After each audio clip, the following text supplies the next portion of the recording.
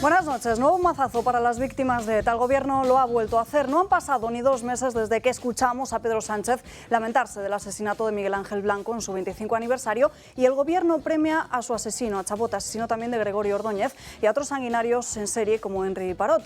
A los que fueran jefes de ETA y otros 11 reclusos se les acerca a cárceles del País Vasco sin arrepentimiento, sin colaboración con la justicia o perdón alguno. No volverán solos, como decimos, lo harán con otros 11 presos que han matado a unas 72 personas. Con esta decisión solo quedan 45 encarcelados fuera de las prisiones vascas y navarras y se continúa mercadeando con el dolor de tantas víctimas. Se consuma la tradición de un gobierno, el de Pedro Sánchez y el de Fernando Grande Marlaska, que no conocen la dignidad. Con la sangre de las víctimas se mantienen en los sillones.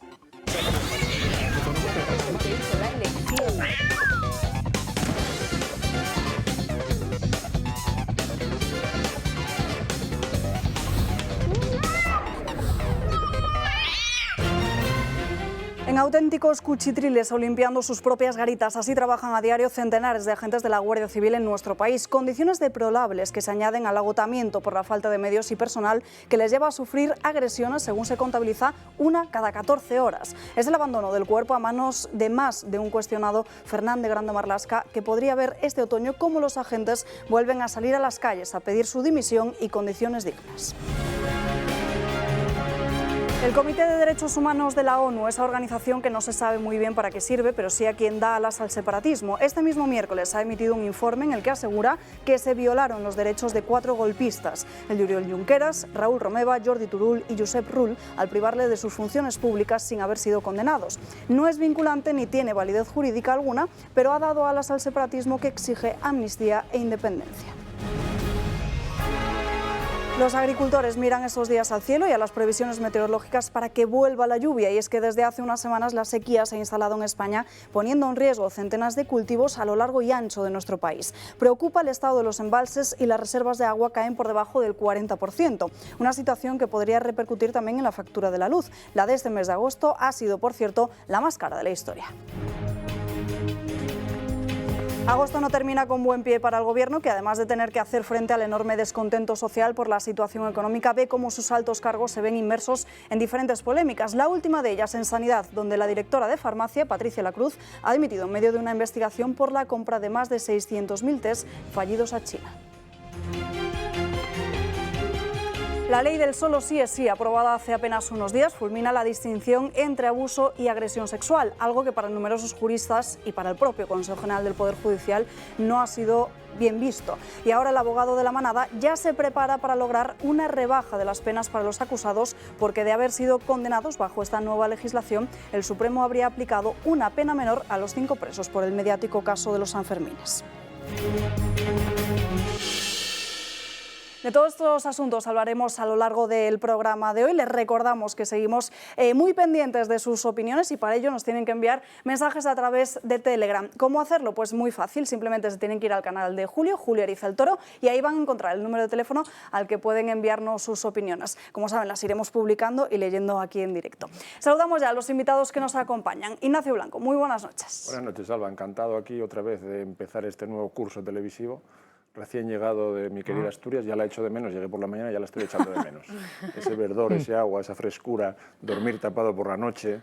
El que no haya pasado unas vacaciones de verano en Asturias, le invito a que la pase por allí. Justo lo comentaba con un compañero antes, que gusto da dormir por las noches tapado, pero bueno.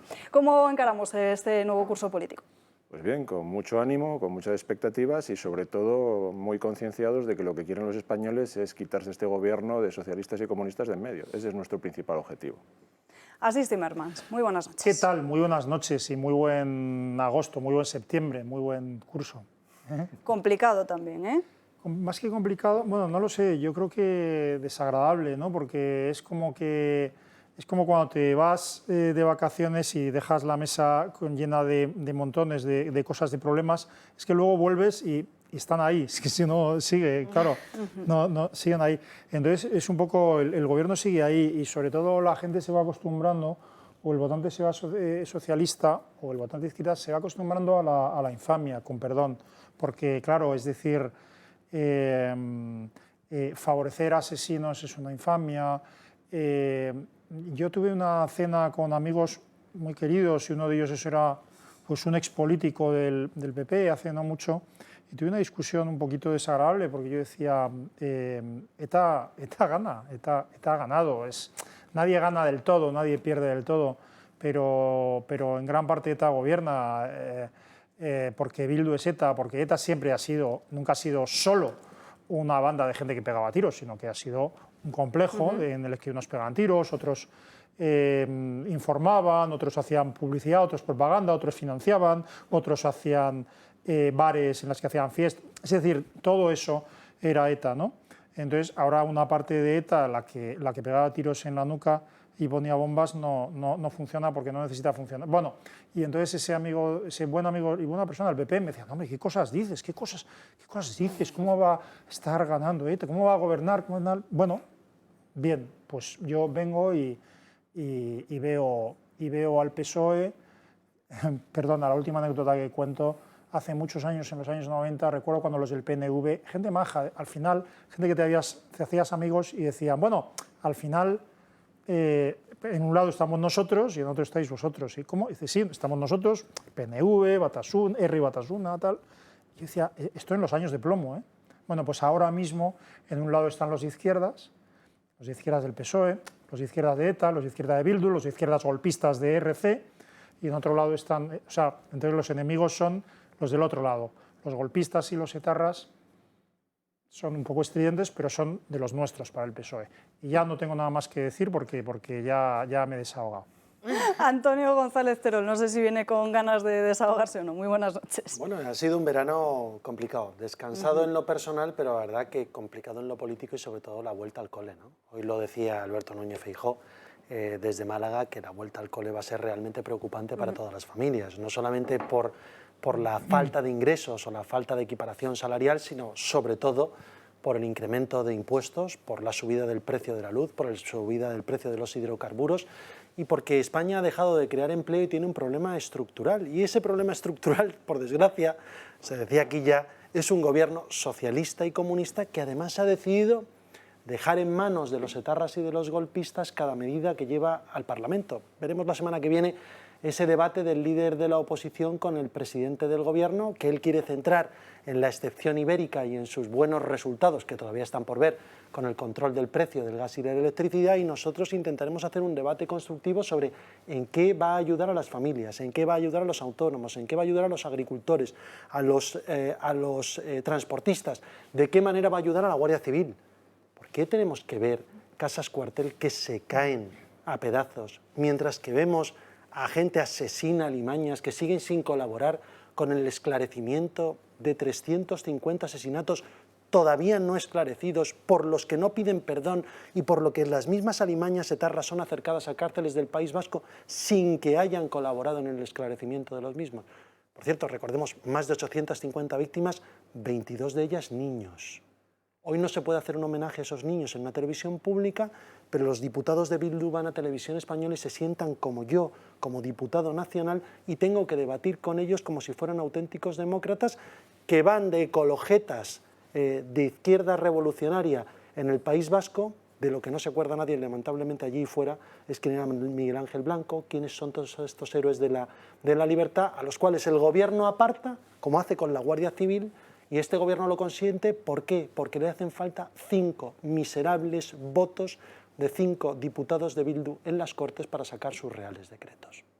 Saludamos también a Teresa Gómez. Muy buenas noches. ¿Qué tal? Muy buenas noches. Pues yo Arranca no he tenido el año vacaciones. judicial, ¿eh? ¿No has tenido vacaciones? No he tenido vacaciones porque he estado trabajando, adelantando temas pendientes para poder publicar ahora durante el año, y yo creo que os van a gustar mucho. Son temas más de investigación que a lo mejor se le puede dedicar menos tiempo durante el año, pero yo creo que, o eso espero, que os guste. Y estoy totalmente de acuerdo con Asís, porque yo recuerdo cuando estaba leyendo parte del sumario de la causa de Miguel Ángel Blanco, cómo la Guardia Civil decía que a través del periódico en el que trabajaba el actual portavoz de Bildu se iba a informar sobre qué pasaba o qué iban a hacer con Miguel Ángel Blanco, si matar al pájaro o dejarlo libre. Por lo tanto, es cierto que los miembros que ahora mismo están en el Congreso de los Diputados representando a Bildu han formado parte de este entramado de ETA. Bueno, hablemos de la ocupación porque es una de esas lacras que asola España. Todos nos hemos ido de vacaciones, menos Teresa, y hemos tenido ese temor a volver a nuestras casas y encontrarnos con que nuestra vivienda esté ocupada. El problema es todavía más grave si hablamos de algunos puntos de España, como por ejemplo en Cataluña, donde estamos hablando del más del 40% de las ocupaciones de nuestro país. Y no solo nos ocupan la vivienda, sino que estamos viendo cómo hacen fiestas en la calle ante la propia indignación de los vecinos. Jorge Prieto, muy buenas noches. Sí, la ocupación ilegal se ha disparado este verano en España, sobre todo en zonas costeras como Cataluña, Baleares, Murcia o Andalucía. El último incidente provocado por estos ilegales ha sido en Barcelona, exactamente en el barrio de Sants. Centenares de ocupas ilegales celebraban una fiesta en un edificio que lleva ocupado desde hace más de 25 años. No solo ocupan casas que no son suyas, sino que tampoco dejan vivir a los vecinos del distrito por el ruido y los continuos actos incívicos que no cesan durante toda la noche. Los residentes de la zona aseguraban que muchos de ellos consumían alcohol y drogas en vía pública y además cortaban las calles sin ningún tipo de permiso. Solo en un año los casos de delitos han aumentado significativamente por ocupas. A su vez, Barcelona sigue con el mayor número de ocupaciones ilegales, algo que no sorprende ya que su alcaldesa anima a la gente a hacerlo. Gracias, Jorge. A través de las redes sociales están circulando estas imágenes que van a ver de cómo un hombre, ante encontrarse esa vivienda ocupada, decide ir con dos amigos y se toma pues la justicia por su propia mano, ¿no? Ahí lo están viendo con palos, entran por el garaje que estaba abierto y empezaron a gritar: fuera de aquí, que esta es mi casa. Dentro de la vivienda se encontraban unas 6 personas que estaban tranquilamente en el jardín de la entrada, mientras otros se bañaban en la piscina. Pero al final estamos viendo cómo estos casos pues muchas veces, pues ante la indignación que suscitan, pues se hacen virales. Incluso él ha sido aplaudido, pero dice que él está orgulloso de lo que ha hecho y que prefiere pagar la multa que estar 5 años sin poder recuperar su vivienda. Bueno, como decimos, España tiene más de 18.000 casas ocupadas, Barcelona a la cabeza, Madrid es la segunda, pero tiene 4 veces menos ocupación que en Barcelona. El problema es que en ciudades como Barcelona parece que se legitima y se da el derecho a la ocupación, ¿no? Es el perfecto ejemplo de que está amparado por el Estado en los sitios en los que prospera la ocupación. Y esto es un planteamiento político e ideológico, es acabar con la propiedad privada y se fomenta que la propiedad privada no sea tuya. Y sin propiedad es muy difícil que haya ni justicia, ni libertad, ni desarrollo personal de cada uno. La ocupación está muy poco penada en España y es lamentable ver cómo acaba penándose más al propietario que quiere recuperar su vivienda que al ocupa que entró ilegalmente en ella. Y somos de los pocos países occidentales que toleramos esta usurpación de la propiedad privada. Y hay que recordar también que la ocupación cambió su calificación penal de grave a leve en 2015, con una mayoría absoluta del PP. Yo creo que el PP ha cambiado el criterio y que está mucho más orientado a atajar estas prácticas ahora, pero que el propietario debería recuperar su vivienda al día siguiente o como mucho en 48 horas desde que lo denuncie, es evidente. Sí. Y si no consigues proteger las viviendas de las personas, ¿qué pretendes proteger? Los ciudadanos cedemos el monopolio de la fuerza al Estado cuando nos defiende frente a las agresiones. Y una agresión es que te usurpen tu vivienda. Y si el Estado no consigue protegernos frente a esas agresiones, lo que vemos es que la gente en la calle va a tomarse la justicia por su mano. Claro, es que Claro. Es que ese es el tema, si un sentido tiene el Estado es precisamente el del monopolio de la fuerza, pero si el Estado no defiende lo básico, y lo básico desde luego es el derecho a propiedad y la vida, lo tendré que defender yo mismo. Hay una cosa curiosa, que es que, bueno, esto sucede en toda España, pero Pablo Iglesias, que yo ahora me acuerdo de él porque en realidad no es que sea tonto, es que era malo. Bueno, sigue siendo malo y sigue sin ser del todo tonto, porque sabe lo que le conviene, que es ganar mucho dinero. Bueno, pues Pablo Iglesias cuando estaba montando Podemos decía una cosa muy inteligente, decía lo importante de Ada Colau, en ese momento Ada Colau no estaba en política abierta, decía lo importante de Ada Colau no es que ataque las hipotecas, es que cuestiona el derecho de propiedad privada. Esto lo tiene escrito Pablo Iglesias y por eso quería fichar a Colau. Años después, Colau es la alcaldesa de Barcelona. Quiero decir, nos hemos acostumbrado a la infamia y al sinsentido, pero que Colau sea la alcaldesa de Barcelona es como no sé, como si un ratero fuera el jefe del FBI. Bueno, qué cosas digo, por Dios, cierto, no quiero poner ejemplos que a lo mejor son verosímiles. Quiero decir, pero es tremendo y entonces, bueno, bien la progresía, el ecologismo, no sé cuántos, bien.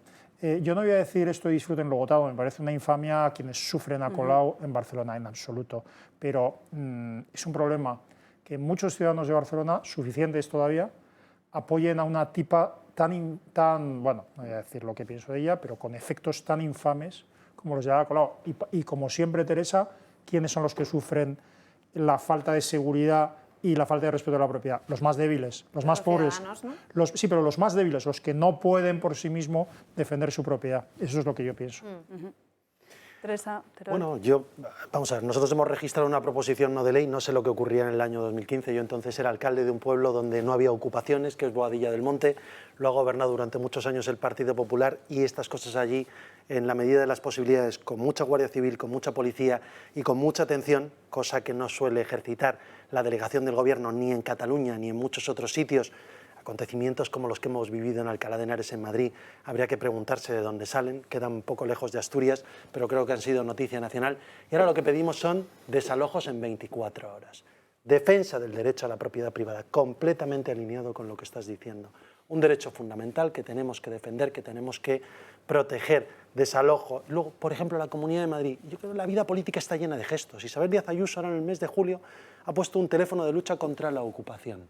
Mira, bueno, más y eso, de 400 llamadas en los primeros días. Es que poner todos los recursos públicos, jurídicos que pueda tener la comunidad autónoma, los servicios coordinados con los ayuntamientos razonables, probablemente donde gobierne Podemos en la Comunidad de Madrid, como en Rivas Vacia Madrid, a esto no le hagan mucho caso. O donde estén en coalición con Podemos, como en Móstoles o en Fuenlabrada o en otros sitios, a esto no le harán mucho caso. Pero desde luego el gobierno autonómico ha dado el gesto de decir, oiga, si a usted le ocupan su casa, tiene un teléfono al que llamar. Al de la policía, al de la Guardia Civil y al de la Comunidad de Madrid, gobernada por el Partido Popular, precisamente por ayudarle y ponerle todos los recursos públicos a su disposición. ¿Habéis visto que en el vídeo es curiosísimo? Porque por algún motivo el tipo que va a recuperar su casa por la fuerza, por algún motivo se siente obligado a discutir con el ocupa el estatus del piso y dice, no, pero es que esto era de un banco. Entonces él te dice, no es de un banco, lo he pagado yo y además lo sigo pagando y además lo quiero para mis hijos.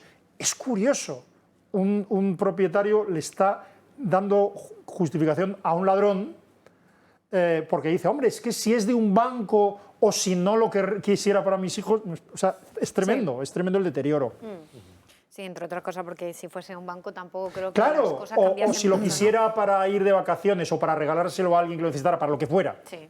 Eso es la propiedad. Totalmente. No, y de hecho, con esto que decías así de Pablo Iglesias y de la ideología de Podemos, al final llevan a cabo las políticas bolivarianas, ¿no? Y chavistas de yo expropio al ciudadano, pero para mí quiero la mejor casa. Y un ejemplo de ello es Pablo Iglesias, que continúa teniendo en su propiedad su casa de Vallecas, pero también tiene el casoplón de Galapagar. Entonces es cierto que ellos apuestan por la expropiación y de hecho el Consejo General del Poder Judicial ya se lo dijo al gobierno, te estás transfiriendo unas competencias con la ley de la vivienda que no te corresponden, que se las estás expropiando a las comunidades autónomas con un solo propósito, que es pues poder llevar a cabo estas medidas de expropiación de la vivienda, ¿no? Entonces yo creo que es cierto que el Gobierno quiere tener competencias no solamente en la ley de la vivienda, sino en determinadas leyes que son muy estratégicas para la continuidad de la población, como puede ser, pues por ejemplo, la ley del solo sí es sí, la ley del aborto, la ley de la vivienda, y que en un próximo Gobierno, si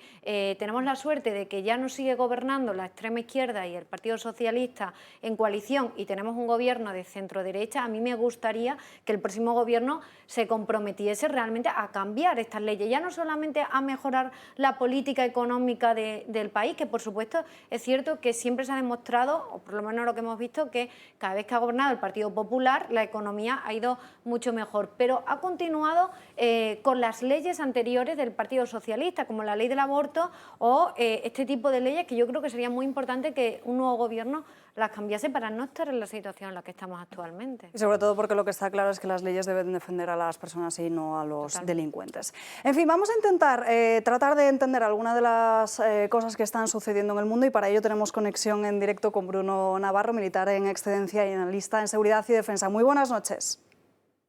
Buenas noches. Bueno, parece que la situación se ha calmado en Bagdad y el presidente de Irak considera que unas nuevas elecciones pueden ser la solución para poner fin a esta crisis. ¿Es así? ¿Son las urnas una solución?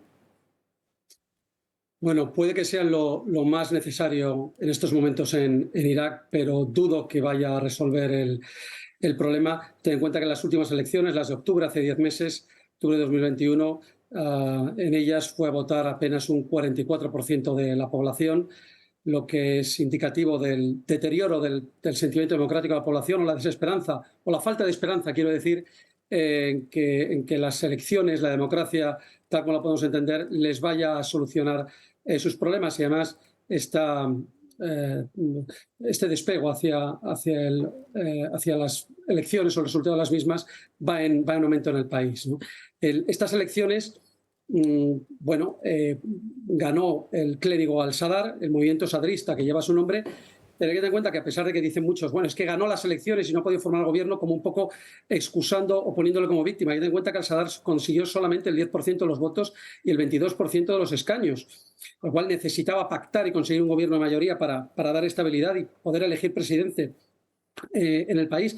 Pero esto sigue sin conseguirse. Después de 10 meses, pues no ha conseguido esos apoyos. Tiene algunos apoyos limitados suníes. Él es chií, recordemos. Y en Irak se suele votar por la adscripción religiosa, en un país que tiene un 60% de chiíes y un 40% de suníes. Tiene también buenos apoyos entre los kurdos, pero ha sido insuficiente para poder gobernar, ¿no? Después de este bloqueo, lo que ha hecho Sadr en estos 10 meses no solamente negociar, al igual que todos, también ha hecho golpes de fuerza. De hecho, este asalto a la zona presidencial, en la zona verde, en la llamada zona verde, de Bagdad, la más protegida, no ha sido solamente ahora. El mes pasado ya hubo un asalto menos cruento, pero un asalto también por unas declaraciones de al-Sadr diciendo que, bueno, que iba a retirarse de la política porque así no se puede seguir. De hecho, este asalto ha sido mucho más violento y vemos las imágenes de los combates. No han sido simplemente revueltas, ha sido un asalto en toda regla de sus milicias. Esto fue a raíz de que anunció que se retiraba definitivamente de la política. Cuando al-Sadr dice que se retira definitivamente, no hay que tomarlo al pie de la letra porque nunca lo hace. Es una medida de presión y de hecho le ha funcionado, porque el propio presidente saliente, que no termina de poder salir, el kurdo Salih, ha admitido que, bueno, que hay que ir a por unas elecciones. Está en espera de lo que el Tribunal Constitucional, el Tribunal Supremo pueda anunciar al respecto, pero todo apunta a que se va a ir a unas elecciones. Es decir, que esto en el fondo sí ha servido para desbloquear, o va a servir aparentemente para desbloquear la situación. ¿Cuál es la razón de que actualmente el país sea ingobernable y no lo haya sido anteriormente? Bueno, venimos de Saddam Hussein, que tenía un poder, daba paz y prosperidad al país gracias a una dictadura en la cual tenía dominados a los suníes y a los chiíes, las facciones religiosas las tenía dominadas totalmente. Cuando llega la invasión de Estados Unidos, lo que se produce es la implosión del país. Aquella estructura cae en todos los resortes del poder, toda la administración es disuelta, y se inicia primero una guerra contra el invasor norteamericano, en la cual pues todos más o menos estaban de acuerdo, se pegaban entre ellos, pero sobre todo contra el invasor norteamericano y sus aliados, entre los cuales nos encontrábamos los españoles. Después se pasa a una guerra civil entre chiíes y suníes. Bueno, una guerra civil entre chiíes y suníes, pero como los chiíes más o menos se llevaban bien entre ellos, podían gobernar y formar gobiernos. Y luego llega la guerra contra el Estado Islámico, que es en el fondo una guerra entre suníes, en el sentido que el Estado Islámico nace del sentimiento suní, del sentimiento de desapego ante un sistema que con un 40% no les permitía realmente gobernar, y por otra serie de causas llega el Estado Islámico. Llega el Estado Islámico, todos los demás le combaten, desde los chiíes hasta los suníes más moderados, y se termina esa guerra contra el Estado Islámico. ¿Y qué viene ahora? ¿Qué estamos viendo ahora? Ahora estamos viendo, no voy a decir lo peor, pero la antesala que puede ser lo peor, y es la guerra, que hasta ahora no había habido en estas características, entre las facciones chiíes, que recordemos son el 60% del país, y si ellos no se llevan bien, el país es difícilmente gobernable. Es decir, hay facciones proiraníes, que más o menos lo habían sido siempre, proiraníes, que admiten la supremacía de Irán, no solamente religiosa y espiritual como líder del chiismo, sino también su influencia política y económica y militar en el país, con un creciente sentimiento de una parte de los chiíes anti-iraní. Y ahí es donde se sitúa al-Sadr. El clérigo al-Sadr se sitúa en este sentimiento no tanto anti-iraní como de que los iraníes se queden en su casa y yo voy a gobernar en la mía. Si esto no se soluciona, y repito que las elecciones que posiblemente vengan a continuación es difícil que lo vayan a solucionar, podríamos estar en la antesala de una guerra civil de mayores proporciones entre las distintas facciones chiíes. Y hay que recordar también, haciendo honor al ejército español, que no llega a 300 hombres en Irak, la mayoría de ellos en Bagdad, en diversas misiones militares, y que por lo tanto tenemos que tener cuidado para operar con ellos y sacarles del país lo antes posible si fuera necesario. Bruno, ¿quién es al-Sadr? No sé si nos puedes hacer brevemente un perfil. Sí, bueno, al-Sadr yo lo definiría como un superviviente. Ha pasado desde los tiempos de Saddam, donde tanto él como su familia eran opositores al régimen, a liderar una de las facciones más extremistas y más efectivas contra la ocupación norteamericana. Fundó su propia milicia, el Ejército del Mahdi, que sigue activa hoy, aunque con otro nombre más moderado, las Compañías para la Paz, o las Compañías de la Paz, perdón, pero que son exactamente lo mismo que tenía, simplemente ha sido el cambio de nombre. Bueno, este Ejército del Mahdi sobrevivió a la invasión de Estados Unidos, llegó a la guerra civil chií-suní, también combatió contra el Estado Islámico, y ahora mismo pues son estas milicias las que han asaltado la zona presidencial y las que han sufrido la mayoría de las bajas, puesto que la reacción policial ha sido extremadamente cruenta, como tampoco podía esperarse otra cosa. He dicho antes que se trata de un clérigo chií. Lo que ocurre es que al-Sadr es un clérigo de muy bajo nivel. Esto hace que tanto las élites chiíes del país, de Irak, como los propios iraníes no le vean con demasiados buenos ojos. No es que estén en contra de él en Irán, pero no le ven con demasiados buenos ojos. Y por contra, sí el pueblo llano, las bases populares, sobre todo las más desfavorecidas chiíes de Irak, sí le tienen en gran estima y es donde obtiene la mayor parte de sus votos. He dicho antes que es un superviviente. Bueno, se ha ido, digamos, modificando su pensamiento político hacia un nacionalismo relativamente anti-iraní, muy pro-iraquí, en el cual no ha dudado en la coalición electoral del año pasado en formar en un bloque electoral junto al Partido Comunista. Hablamos de un clérigo chií bastante radical, ¿no?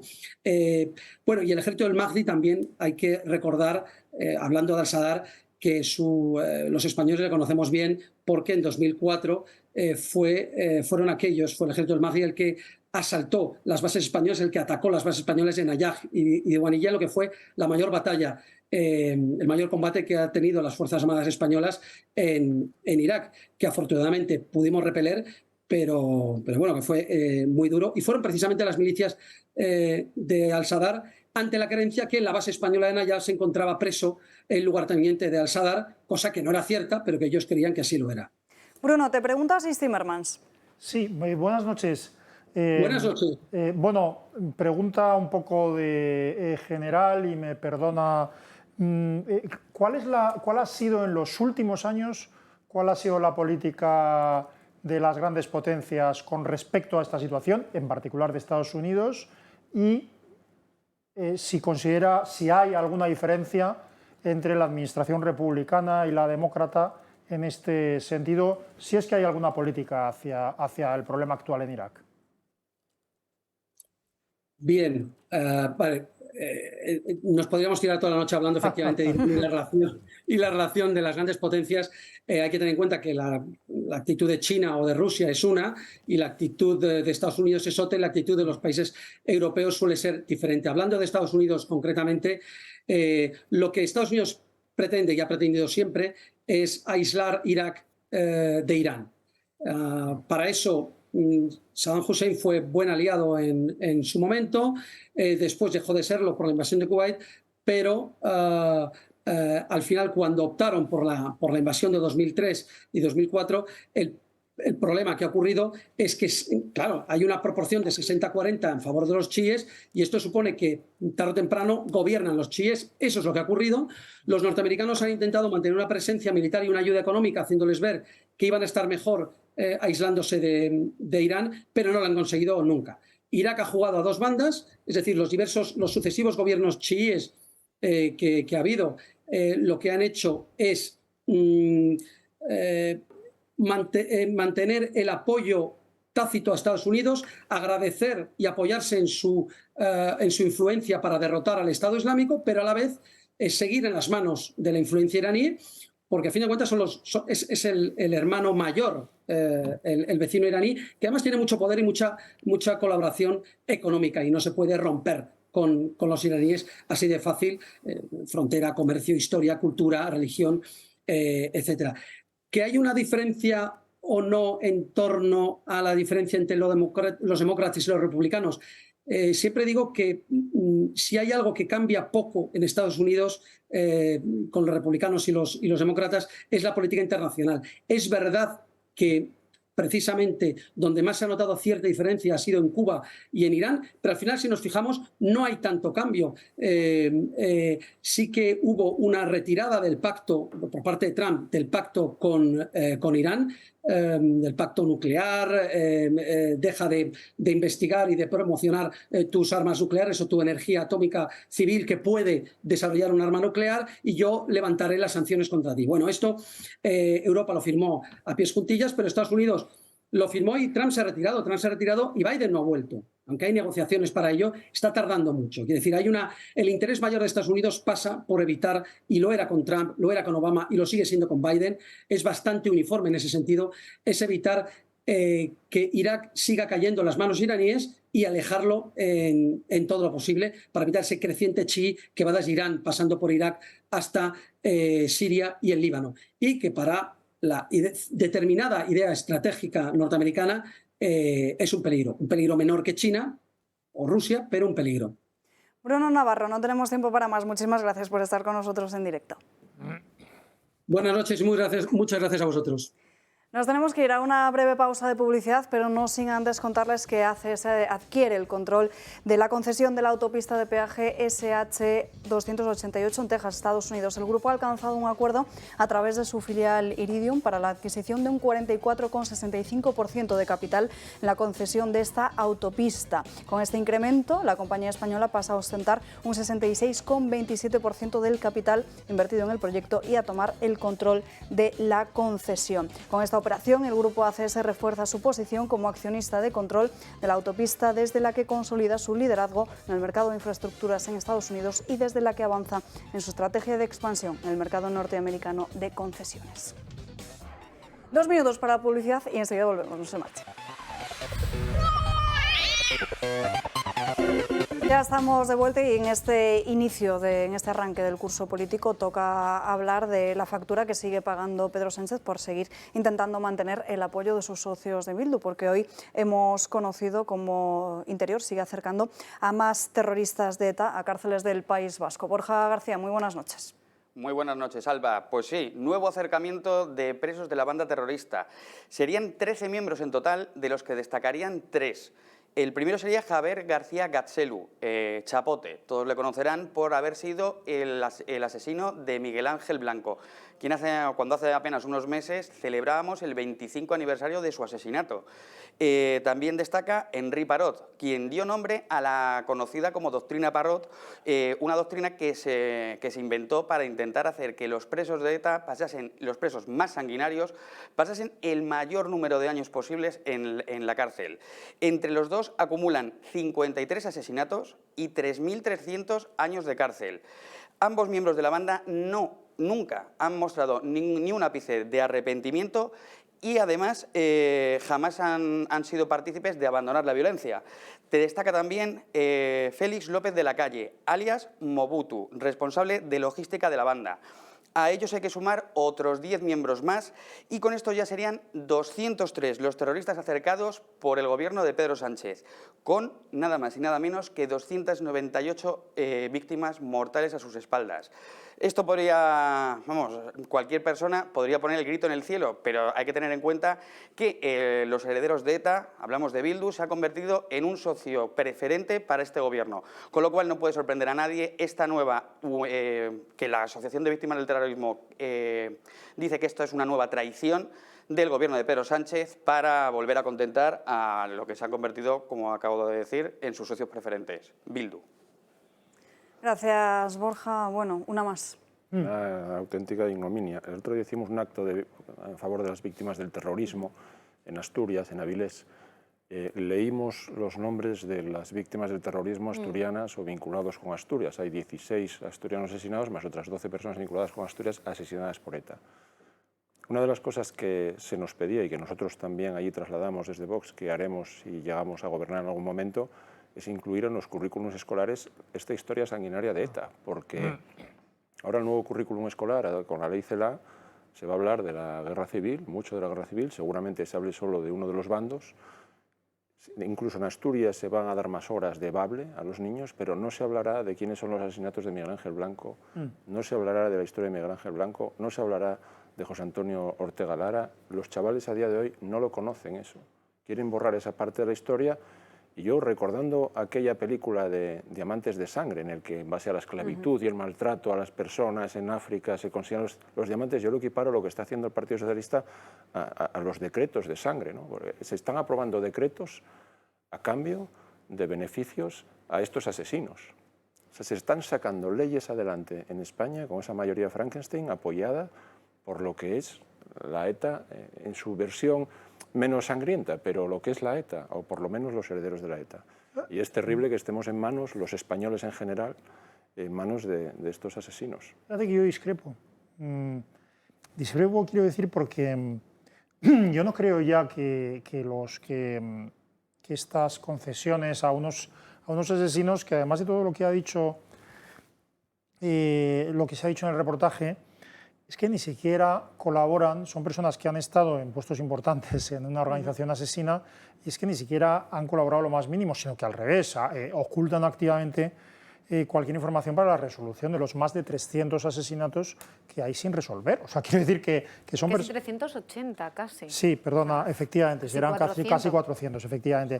Quiero decir que son personas que no solo son asesinos, sino que colaboran activamente en el ocultamiento de asesinatos. La doctrina Parot, y no voy a entrar ahora en muchas cosas que me llevarían muy lejos, pero la doctrina Parot es una cosa absolutamente sensata y razonable, porque es decir, que es cuando los beneficios penitenciarios se contaban a partir del máximo legal de la pena, que fue 30 años durante un tiempo y 40 años durante otro, o si se contaban a partir de la pena impuesta, que en muchos casos eran de 50, 300, 3.000 años, porque estos salvajes asesinaban en masa y en serie a la gente. Entonces era razonable que la remisión fuera sobre la pena impuesta, independientemente de que uno lo máximo que pudiera cumplir fuera lo que el ordenamiento marcaba.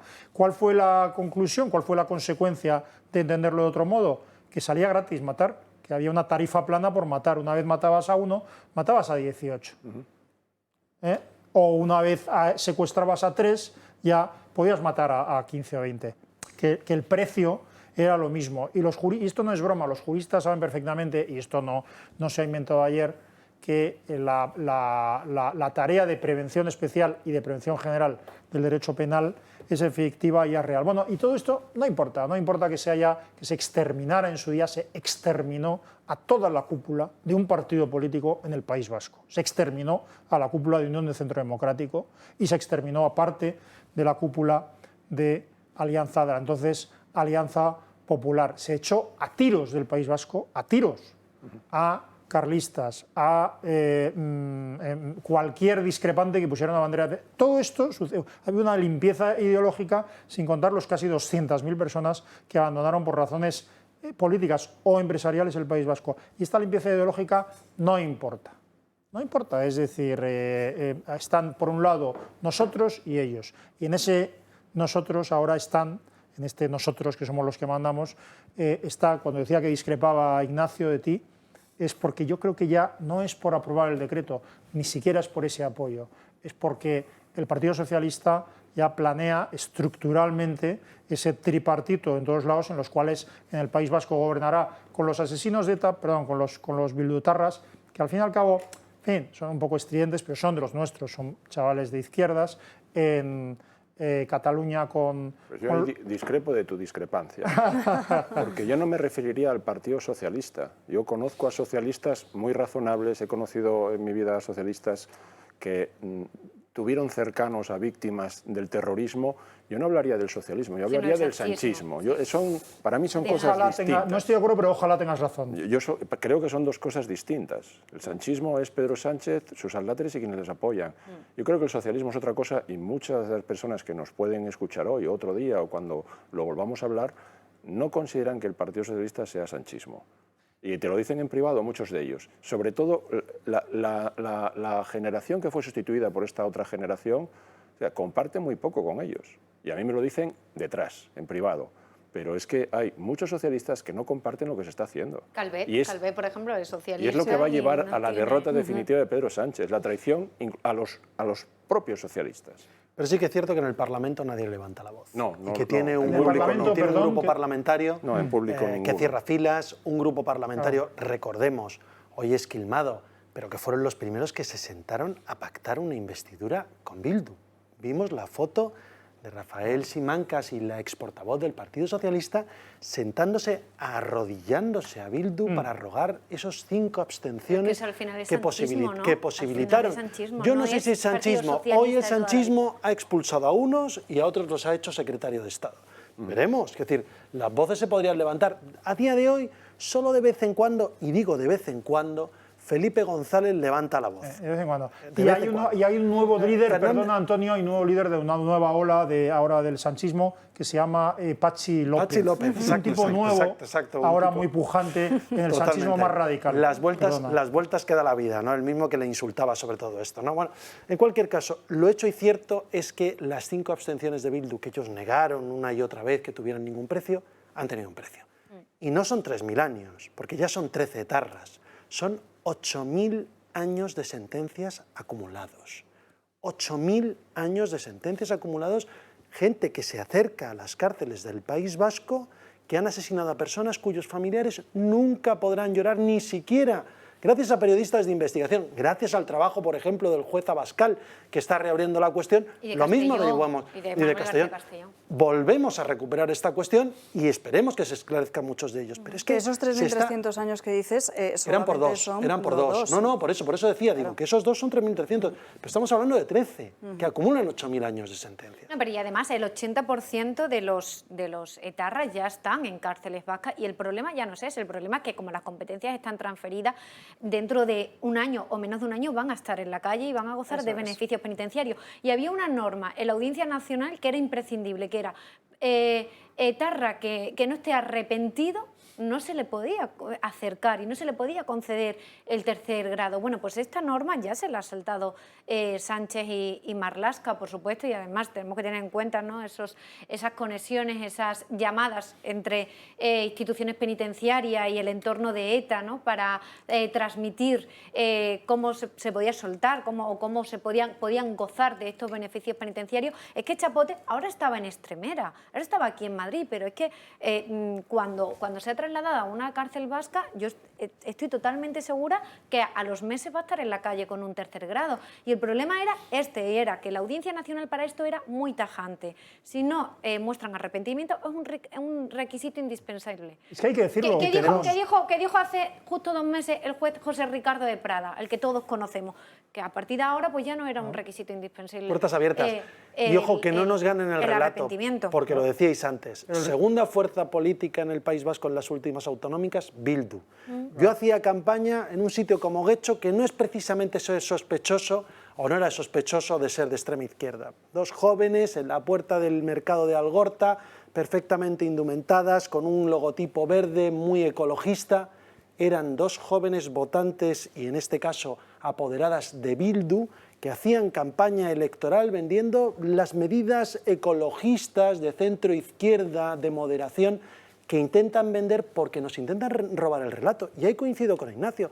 Aquí en la Comunidad de Madrid ya se han hecho decretos para que en el currículo se hable de la transición, que se hable de la memoria de las víctimas. También hablemos de los Reyes Católicos, de Al-Ándalus y del resto de cosas que se han puesto. Que el bable es importante, pero a lo mejor es más importante que nuestros jóvenes aprendan chino o aprendan un segundo idioma extranjero aparte de la lengua inglesa, que aquí ya la tenemos interiorizada. O sepan quién es Miguel Ángel Blanco, o que sepan, pero por eso estaba hablando de las víctimas del terrorismo. Y todo eso ya ocurre en un gobierno de la Comunidad de Madrid, Alberto Núñez Feijóo e Isabel Díaz Ayuso, que la han puesto en marcha en este mes de julio precisamente para desmontar esa ley CELA. Luego es posible Y lo triste no es que lo haga solo una comunidad o que lo hagan comunidades PP. ¿Dónde están los moderados Fernández Vara y el señor García Paje? ¿Dónde están? Es que yo creo están? Yo Y creo ahí que le ese PSOE compro el relato, y ahí le compro el relato a Sis. Yo creo que ese PSOE no existe. Ese sanchismo ha absorbido al 100%. Sí, yo no quiero... Pero yo creo que tú te referías más bien a los socialistas de hace años, No, ¿no? eso lo ha sacado Ignacio Blanco porque Ignacio en el fondo no lo parece, pero es un buen tipo, entonces intenta buscar algo positivo en todo, incluso en los socialistas, lo cual es increíble, pero es así. No, yo creo que el PSOE, los partidos políticos en general son una máquina de poder y entonces el PSOE en particular es que traga todo. El socialismo tiene una parte de sectarismo, en el sentido de que tiene un sentido religioso, o sea, el marxismo en general, la izquierda tiene un sentido religioso y tiene un sentido místico en el sentido de que son los buenos contra los malos, son los salvadores, o son los que salvan a la sociedad, ¿no?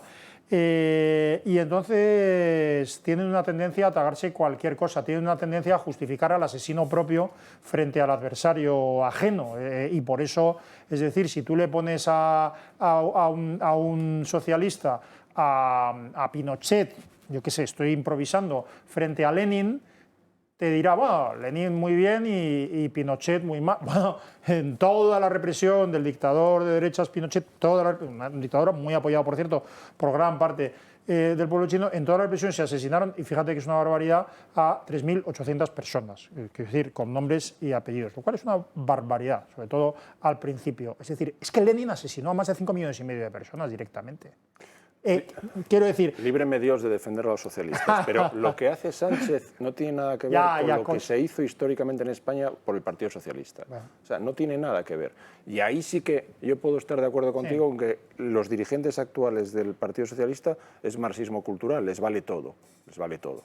Desde condenar al hombre con esta nueva ley del sí, solo sí es sí, hasta decirle a una niña de 16 años que puede ir a abortar sin el permiso de los padres, les vale todo, acercar a los presos y distanciarse de las víctimas. Yo es que duermo muy cómodo por las noches porque las víctimas saben que estamos con ellos.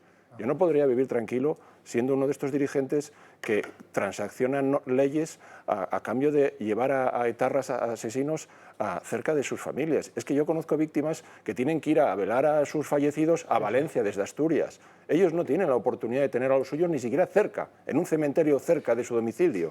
Pero solo una cosa, eso gobierna, quiero decir, esto no ha sido en vano, es que el poder nacionalista en el País Vasco tiene como pilares los asesinatos de ETA, la limpieza ideológica y racial, en algunos casos, o cuasi racial, que se produjo en el País Vasco y no solo en el País Vasco, y la limpieza política que se produjo. En eso basan su poder. Entonces, precisamente, estudiar la historia, manipular la historia de hace 60 años o de hace 80 años, es una cosa rentable. Pero rememorar lo que ha pasado hace 10, 20 y 30 años, no, porque ellos viven de esos asesinatos, de ese miedo, de ese terror, y han ganado. Que es una estrategia que se está exportando a Cataluña, ¿eh? Sí, Hay mucha gente, muchos profesionales... Luego hablaremos de Cataluña, pero antes vamos a seguir hablando de la gestión de Interior de Fernando Grande Marlaska, porque la Guardia Civil ya no aguanta más. Falta material, falta agentes, hay exceso de turno, agresiones y condiciones de trabajo pésimas. Son algunas de las cuestiones que vuelven a poner de manifiesto el abandono del Gobierno al cuerpo.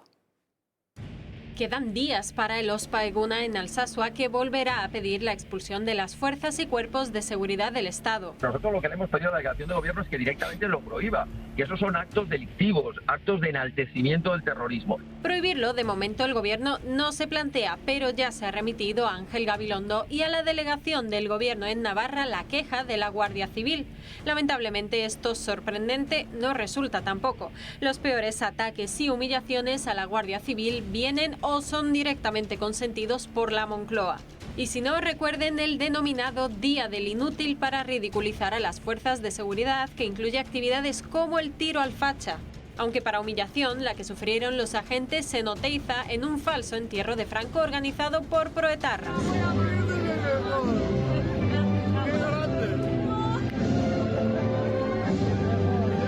Risas y bailes. Mientras el Gobierno participa en la burbuja de faltas de respeto. Ustedes mandaban violines a Cataluña. Y es que precisamente en Cataluña los agentes se ven obligados a ocultar su profesión para evitar que sus familias sufran represalias. Todo ello mientras se defienden también de ataques físicos, claro. Durante el primer trimestre del año, un guardia civil sufrió un ataque cada 14 horas y muchos de esos ataques fueron con armas blancas e incluso armas de fuego. 154 ataques entre enero y marzo que Sánchez ignora por completo. Y si a Interior no le preocupa la integridad física de los agentes, mucho menos lo hacen sus condiciones de trabajo. Entre la Guardia Civil, que limpia sus garitas en la cárcel de Castellón porque no se renuevan los contratos de limpieza, y los cuarteles en situaciones deplorables, la situación es crítica. Con todo esto, no es de extrañar que cada vez más cuerpos preparen un otoño caliente de protestas para Marlaska. Hablamos de todo ello con Agustín Leal, portavoz de Jucil. Muy buenas noches. Hola, muy buenas noches. Su asociación ha remitido al Defensor del Pueblo y también a la delegación del Gobierno un escrito precisamente por ese Ospeguna que veíamos en este reportaje. ¿Han tenido alguna respuesta? ¿Qué es lo que les han dicho? Bueno, los servicios jurídicos de Jucil han remitido escritos tanto al Defensor del Pueblo en la Comunidad de Navarra como a Fiscalía General del Estado y al Ministerio del Interior. Quien ha remitido a su vez este escrito a la delegación del Gobierno ha sido el Defensor del Pueblo en Navarra, ¿no? Lo ha puesto en su conocimiento. El Defensor del Pueblo navarro considera que él no tiene capacidad para evitarlo. Sí se lo notifica al delegado del Gobierno y a su vez se lo notifica al Defensor del Pueblo nacional, al señor Gavilán. Hemos visto las condiciones en las que tienen que trabajar muchos agentes en Huelva y Castellón, pero imagino que no son los únicos casos que hay en España, ¿no? Bueno, ejemplos como eso los tenemos en todo el territorio, ¿no? Últimamente la Guardia Civil está siempre bajo mínimos tanto de personal y de medios. Y ahí acaban de poner el ejemplo, unas instalaciones que llevan 14 meses sin poder contratar un servicio de limpieza, ¿no? Eso creo que en un país de la Unión Europea como es España, fijémonos en los países de nuestro entorno, eso es inadmisible, es una falta de previsión, una responsabilidad de nuestros dirigentes políticos, de los responsables políticos del Ministerio del Interior y del Cuerpo, y creemos que va siendo hora ya de depurar esa responsabilidad. Es totalmente inadmisible lo que estamos viendo. Es decir, que exigen la dimisión inmediata de Fernando Grande Marlaska. Sí, a ver, habrá que subir en la cadena de mando hacia arriba. Nosotros, a los políticos que nos mandan en Interior, les pedimos como mínimo que les decimos que el mando ha de ir unido a una responsabilidad, ¿no? Que bien harían en imitar a los hombres y mujeres de uniforme que formamos el cuerpo y actuar con esa responsabilidad. Si no están capacitados para llevarlo a cabo, pues que den un paso a un lado y dejen a alguien más capaz, ¿no? Lo vuelvo a repetir. La Guardia Civil está bajo mínimos en medios y en personal. Y eso afecta en la seguridad ciudadana de todos nuestros compatriotas, ¿no? Ante los retos delincuenciales que cada vez son más y más violentos a los que nos enfrentamos en el día. Esa falta de medios y también de personal es una de las razones por las que se produciría una agresión a los agentes cada 14 horas, ¿no? Y bueno, desde el año 2020 han aumentado un 40 y tantos % las agresiones. La pérdida del carácter del respeto a la autoridad, yo creo que ya se ha perdido del todo, no es que se esté perdiendo, ¿no? Sobre todo en diversos puntos de la geografía nacional, pues como puede ser la zona del Campo de Gibraltar y todo esto. El ministro Marlaska anunció un plan contra las mafias del Campo de Gibraltar y el tráfico de drogas a bombo y platillo hace ya más de un año. Todavía ni está ni se le espera. La delincuencia en algunos puntos campa a sus anchas por falta de efectivos, falta de medios y por una legislación demasiado laxa con determinados individuos violentos. ¿Esperamos un otoño con manifestaciones y con protestas de los agentes en las calles? Sí, bueno, el movimiento Jusapol, del que forma parte de la asociación que yo represento, Jucil, pues se ha adherido al llamamiento del CSIC. Entonces todos los funcionarios nos vamos a manifestar y entre ellos pues Jusapol y todos los integrantes del movimiento, tanto de nuestro sindicato hermano Jupol como de Jucil, de los miembros de las fuerzas y cuerpos de seguridad del Estado. Les recuerdo la última que tuvimos fue multitudinaria, el 27 de noviembre en Madrid, con más de 150.000 asistentes contra las determinadas enmiendas de la reforma de la Ley de Seguridad Ciudadana que han dejado en un cajón por el momento. Pues esta esperemos que sea todavía pues mucho más multitudinaria, pero esta vez unidos a muchos otros funcionarios. Agustín Leal, todo nuestro apoyo. Muchísimas gracias por hablar con nosotros esta noche. A ustedes, muy buenas noches. Bueno, esta es la situación que viven los agentes a diario. Escasez de medios. Yo recuerdo en mi etapa de alcalde, y creo que esto lo han intentado muchos ayuntamientos, firmar convenios con el Ministerio del Interior, porque al final los alcaldes vemos las casas cuarteles de la Guardia Civil, es gente que es vecina de tu propio municipio, que garantiza la seguridad de paisano o vestido de uniforme, y queremos que estén en las mejores condiciones. Lo que es lamentable es que el Ministerio del Interior no invierta en que puedan tener instalaciones dignas. Yo os invito a visitar no los cuarteles de la Guardia Civil que hay en la Comunidad de Madrid, en pequeños pueblos dispersos de 30, de 40, de 200 habitantes en multitud de comunidades autónomas, y el abandono absoluto de las delegaciones del Gobierno y especialmente del Ministerio del Interior. Mientras que le entregan lo que le entregan, y ya lo hemos hablado mucho, no lo voy a repetir, a los diputados de Bildu y a sus socios de Gobierno. Yo creo que hay que pedir dignidad para las fuerzas y cuerpos de seguridad del Estado. El problema es que cuando tienes unos socios que han dado un golpe de Estado, han atacado a guardias civiles y los indultas, es muy difícil justificar que luego los defiendes. Lo que pasa es que, claro, ser ministro del Interior, después de haber sido un excelente en su momento, por lo menos para mí, juez de la Audiencia Nacional, y está siendo el peor ministro del Interior, y lo habían puesto difíciles otros anteriores, pues es realmente lamentable. Toda la defensa, ya no sé si a Jucil, porque son muchas las asociaciones, a todos, pero las fuerzas y cuerpos de seguridad del Estado. Y yo creo que ímprobo su trabajo y desgraciadamente escasos los recursos de los que disponen. El ministro, por cierto, cada vez que viene habla de las muchas plazas que crea de Guardia Civil. Le digo que cree también Guardia Civil, pero al mismo tiempo, ya que eso es capítulo 1 y se queda para siempre, que puede sacar unos cuantos millones de euros para invertir en cuarteles, en coches de policía o de Guardia Civil cuyos neumáticos están tan desgastados que no cumplirían con la normativa. Y no es algo que me invento, es algo que he visto en el día a día. Coches de la Guardia Civil de hace 20 años con los que tienen que intentar parar a cacos hoy en día en coches de alta velocidad, no se les están dando los medios.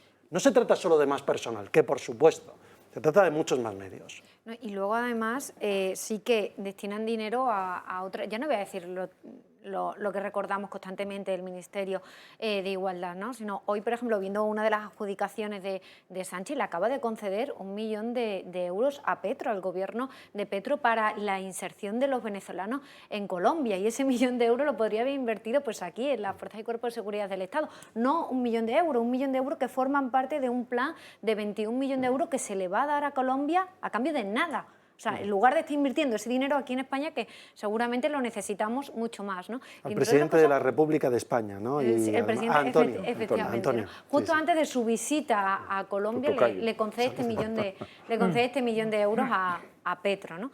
A Gustavo Petro. Y luego, en el caso de Cataluña, la Guardia Civil allí yo creo que es muy estratégica, porque tenemos que recordar que hace 3 años, en 2019-2020, fue precisamente el Servicio de Información de la Guardia Civil quien desmanteló y quien pudo captar a un grupo de radicales CDR que se estaban organizando para formar algo semejante a lo que ocurrió hace años, que estábamos ahora hablando del País Vasco con ETA. Además estaban asesorados por etarras, por antiguos etarras, para crear estos actos violentos en Cataluña, ¿no? Que ahora están procesados en la Audiencia Nacional. Si la Guardia Civil termina yéndose de Cataluña, que esperemos que no, pero debido a las condiciones en las que están, creo que muy pocas personas querrán tener como destino Cataluña, vamos a perder controlada esa parte, que realmente quien lo investiga, pues en este caso es la Benemérita. Quiero trasladarles todo el apoyo desde Vox a la Policía Nacional y a la Guardia Civil. Hay esperanzas y cuando cambiemos el gobierno de socialistas y de comunistas volveréis a tener el trato que merecéis. Y me gustaría referirme también a las elecciones en Afganistán, porque Guardia Civil y Policía Nacional son una base fundamental de nuestra democracia. Debilitar a las fuerzas y cuerpos de seguridad del Estado es debilitar a nuestra democracia. Y hay una serie de partidos, entre los que están el sanchismo de hoy, el Podemos, Bildu y todos estos partidos que soportan al gobierno Frankenstein, que están obsesionados con la transición española, que están obsesionados con que nuestra democracia no es plena. Y seguir dinamitando las bases de la democracia es debilitar a nuestras fuerzas y cuerpos de seguridad del Estado, porque votar no es democracia, solo votar no es democracia. La democracia requiere mucho más. requiere fuerzas y cuerpos de seguridad del Estado, requiere tribunales, requiere un poder legislativo que actúe, requiere justicia. La democracia es todo eso, no es solo votar como a veces nos quieren hacer creer estos comunistas que solo con levantar la mano ya se consigue una democracia. No, una democracia es votar y viene muchas cosas detrás.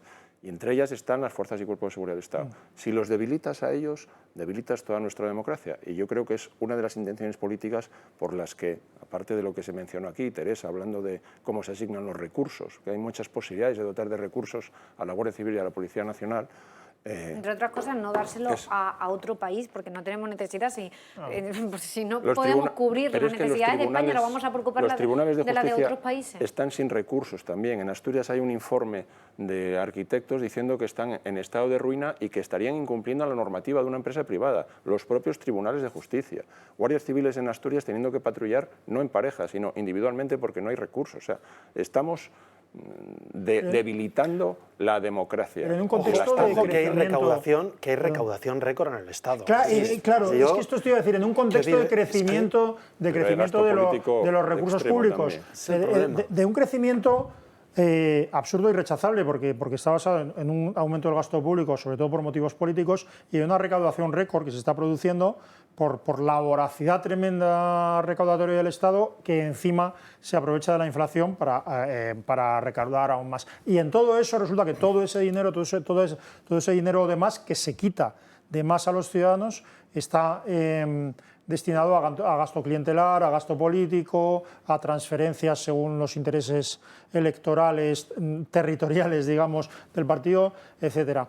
Y esto hay que cambiarlo, pero hay que cambiarlo radicalmente. O sea, el problema es que España no está en el País Vasco y en Cataluña. Es decir, los pocos signos que quedan de España no están. Y lo poco que está de España en Cataluña, que con perdón es lo más digno, porque los policías nacionales y los guardias civiles que sirven en Cataluña son lo mejor que hay en España, igual que los patriotas españoles en Cataluña. Hay que apoyarlo, no basta solo que no se les acose, hay que apoyarlo, hay que reconquistar esos espacios públicos, porque hay que reconquistar la libertad. Yo llevo hoy, perdonadme, con una imagen, pensando en el País Vasco y pensando en Cataluña, pero yo llevo hoy con una imagen terrible, no sé por qué, pero por unas cosas que estaba leyendo, pues estaba recordando aquella escena de los jóvenes en Alabama intentando entrar en un centro escolar y entrando en un centro escolar contra mucha gente que no quería y protegidos por la Guardia Nacional. En España, la indiferencia de derecha y la complicidad de la izquierda ha hecho que esos negros no entren en el centro educativo, que se les impida entrar en el centro educativo y que se tengan que ir de ese pueblo, de esa ciudad, de ese estado. Eso es lo que ha pasado con el niño de Canet, eso es lo que ha pasado en Cataluña y eso es lo que ha pasado en el País Vasco. Y esto hay que decírselo no solo a los cómplices de Bildu y de los golpistas catalanes, que es el PSOE de Sánchez, sino hay que decírselo también a nuestra derecha, a muchos de nuestra derecha que consideran que no quieren afrontar esto, y hay que afrontarlo. De Cataluña seguiremos hablando, pero tendrá que ser tras una breve pausa de publicidad. 2 minutos. Quedan apenas 7 minutos para acercarnos a las 11 de la noche y nos vamos, como decíamos, hasta Cataluña, porque hay bastante entusiasmo en el separatismo por ese informe de la ONU, el Comité de Derechos Humanos, cuyas resoluciones no son vinculantes ni tampoco tienen validez jurídica, ha asegurado que España habría violado los derechos de los 4 golpistas al haber sido privados de sus funciones antes de ser condenados. Pere Aragonès condiciona su apoyo a los presupuestos. Volem la independència de Catalunya perquè creiem que és la millor forma de gestionar una societat, la societat catalana, que té aspectes diferents de la societat espanyola, i per defensar els interessos en una Europa cada vegada més unida, defensar els interessos de la ciutadania de Catalunya, creiem que la millor forma és ser un estat independent.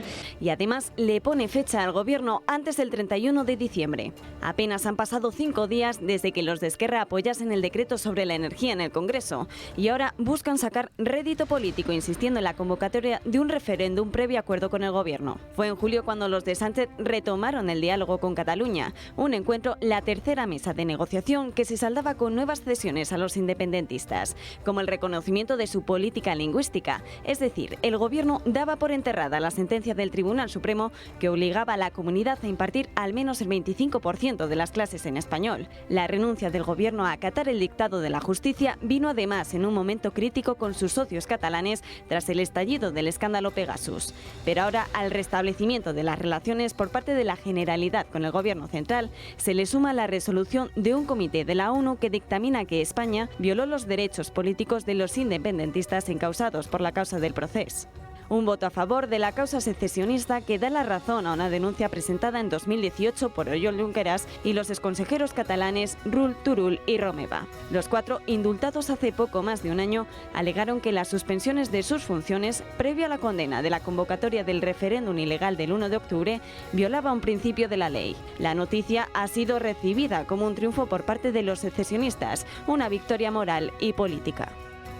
Las consecuencias de este dictamen son nulas, pero claro, al separatismo le sirve para seguir dándose bombo y para exigir la amnistía. Pero es que yo creo que el problema aquí lo tuvo el Tribunal Supremo por buscar la unanimidad, ¿no? Es decir, había algunos magistrados del Supremo que sí que veían el delito de rebelión, justo por buscar que todos estuviesen de acuerdo, al final decidieron condenar por un delito de sedición, y ahí está el problema, porque ellos siempre iban pensando no queremos que luego vayan a Europa, y en Europa ellos siempre decían, ¿no?, las fuentes judiciales a las que consulte, no, es que no queremos que nos pongan la cara colorada en Europa, esa era la expresión que utilizaban, pero es que independiente, o sea, no tienes que estar pensando en tu sentencia esperando a que otra persona o a que un tribunal superior te la vaya a aprobar, ¿no? Si tienes argumentos más que suficientes, y la Fiscalía, de hecho, el Supremo lo tenía, y en bloque los 4 fiscales del Supremo vieron el delito de rebelión, creo que se le dio más garantía que a cualquier otra persona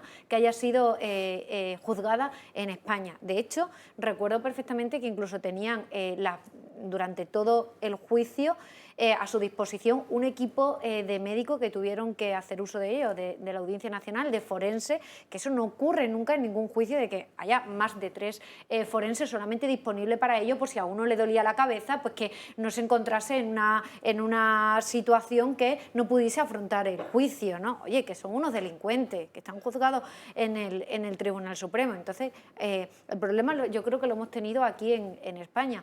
Y de hecho, en el caso de los ERE, estuvimos a punto de que ocurriese algo similar, porque en el caso de los ERES, a mí lo que me contaron era que de los 5 magistrados, 3 de ellos estaban de acuerdo con ratificar la condena de los ERES, y 2 magistradas, precisamente las 2 magistradas vinculadas a la izquierda, decían que no, que ellos querían la absolución de estos magistrados, de estos condenados, de Griñán, y sobre todo de Griñán. Y llegaron incluso a un acuerdo, quisieron llegar a un acuerdo una semana previa, que era, bueno, pues no vamos a ratificar la sentencia, pero tampoco vamos a absolver a Griñán. Vamos a decir que en lugar de 6 años se le va a condenar a 4 años. De esta manera ya no ingresaba en prisión, porque hay un tope, hay doctrina del Tribunal Constitucional en el que se dice que si las condenas son inferiores a 5 años, esa persona cuando se ejecute la sentencia no se entra en prisión hasta que no se resuelve el recurso de amparo ante el Tribunal Constitucional. Pues bien, pues porque estas magistradas dijeron no, o absolución o nada, y los otros jueces dijeron no, pues se ratifica la sentencia. Pero solamente por buscar la unanimidad estuvieron a punto de rebajar la condena a Griñán, ¿no? Entonces yo creo que el problema aquí lo tenemos en la justicia, y es que por buscar la unanimidad no siempre hay que estar... eso no siempre es lo más justo, y de hecho pues lo hemos demostrado en este tipo de sentencias. Pero eso revela unos complejos enormes a Junqueras, a toda esta banda la hemos creado nosotros, la hemos financiado.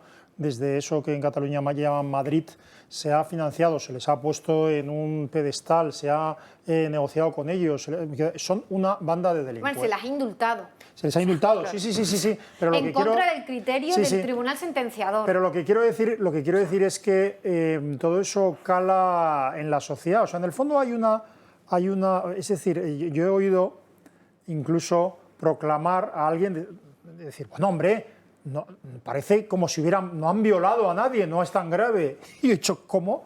Han hecho algo mucho más grave que una violación. Bueno, no sé si es más grave, son delitos distintos. Perdona, mucho más grave que o sea, dar un golpe de Estado contra un Estado democrático, dar un golpe de Estado significa eliminar todos los derechos fundamentales, o sea, romper el ordenamiento jurídico. Por supuesto que es más grave y por supuesto que hay una gradación, pero lo que quiero decir con eso es que hay un cierto complejo. Vamos a moderar esto para que en Europa... Mira, si tú no castigas con la mayor severidad las peores conductas contra el Estado, no tienes credibilidad. Claro. Y eso se ve en eso que llamamos Europa, que les hace mucha gracia a los alemanes cuando nosotros decimos Europa, como si nosotros no fuéramos Europa.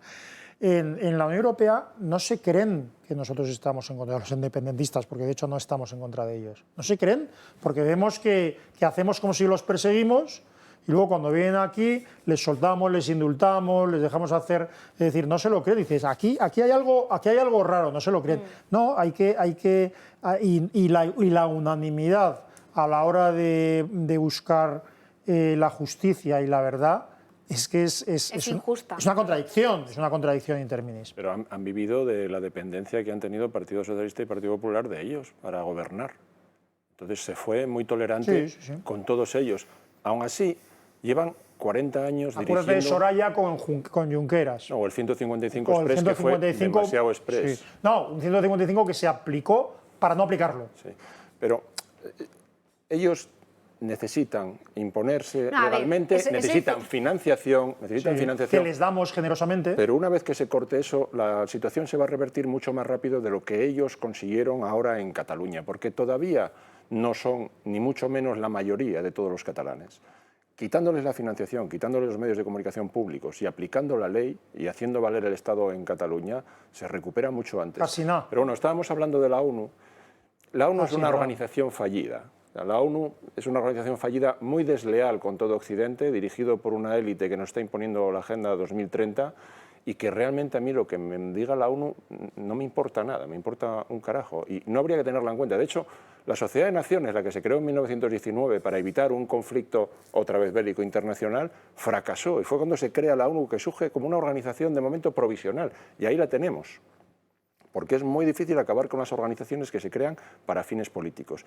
Y pasó de ser una organización que estaba orientada a evitar conflictos internacionales a una organización que ahora dice también si España aplica bien las sentencias o no. O sea, no tiene nada que pintar aquí la ONU. Y pero ojalá que supongo que querrá añadir algo sobre el 155. Yo, aparte de la propina para el Partido Popular, que ahora contestaré esa parte, es verdad que hablábamos de Naciones Unidas y tengo que decir yo que con Ignacio estoy bastante de acuerdo en una cuestión. Es verdad que como organismo internacional de cooperación intergubernamental es curioso que es el único donde están sentados dictaduras y democracias al mismo nivel, que parece que no nos acordamos de que hay dictadores que van allí y te sueltan una parafernalia de 24 horas al más puro estilo Castro. Pues estos tienen de presidente de la Comisión de Garantías. Pues a eso voy, que esto no es un tribunal, es el Comité de Derechos Humanos de Naciones Unidas, donde, insisto, en el plenario se sientan dictaduras y democracias al mismo nivel. No es el Consejo de Europa, ni de lejos. No es la Unión Europea. No es una institución con esa validez y con esa defensa de la democracia. Ahora, se permiten dar lecciones de democracia desde ahí a lo que hace o no hace España. Eso por un lado. En segundo lugar, mirar a la luz de hoy cómo era el independentismo, o si se quiere en aquel momento el nacionalismo, del año 96, cuando Aznar firma los pactos del Majestic, lo que decía Arzallus entonces, o lo que decía entonces Pujol, podemos coger las frases donde se hablaba de autonomismo sí, independencia no, es yo creo que una aberración. Por supuesto, luego de esos polvos estos lodos, no voy a decir yo que eso no haya detraído esto, pero las declaraciones de entonces a la luz del día de hoy, pues Antonio, pocas. Salte, y ojo, y en el año 2000, así, no me salgo, ¿no? Es mi opinión, y es tan respetable como la tuya. A ti te respeto, pero no tu opinión. Perfecto. Y el año 2011, perfecto, pues sí, y además sé perfectamente que la propina aquí es para el Partido Popular. Somos los primeros que aplicamos el 155, pero lo hemos aplicado muy mal. Si queréis, hablamos de por qué se aplicó así el 155. ¿Y quién tuvo la valentía de aplicarlo? mejor, peor, más tiempo, con menos tiempo. Yo soy el primero que criticaba entonces, en el 2015, qué había ocurrido y cuál fue el resultado electoral que tuvimos por no aplicarlo con más profundidad, pero ojo, a juzgar a un gobierno que aplicó por primera vez el 155. Hombre, es que hubo un golpe de Estado. Es que hubo un golpe de Estado, Antonio. Seguro. Poco se hizo, no se hizo nada. Si no te digo que no. Hemos tenido un presidente del gobierno que aquí se habla de socialismo moderado, que todos sabemos que era la X de un terrorismo de Estado y está por la calle haciendo buenos negocios. Con lo cual, no hablemos de lo que se ha hecho o lo que no se ha hecho en democracia. Seguro que todos los partidos, y todos hemos militado en muchos partidos, bueno, muchos partidos, yo solo en uno, pero es cierto que el que haya militado, oye, juzgar al Partido Popular, 155, Soraya, teníamos mayoría absoluta. Soraya es el gobernante más nefasto que ha habido en este país en 20 años. No necesitábamos al PNV ni a Convergencia para gobernar. Estábamos en mayoría absoluta. Puede que la operación diálogo fuera un fracaso, que yo creo que lo fue. Creo que fue un fracaso, fue una un fraude personal. Fue vender a los españoles. Ojo, porque yo vender a los españoles, Antonio.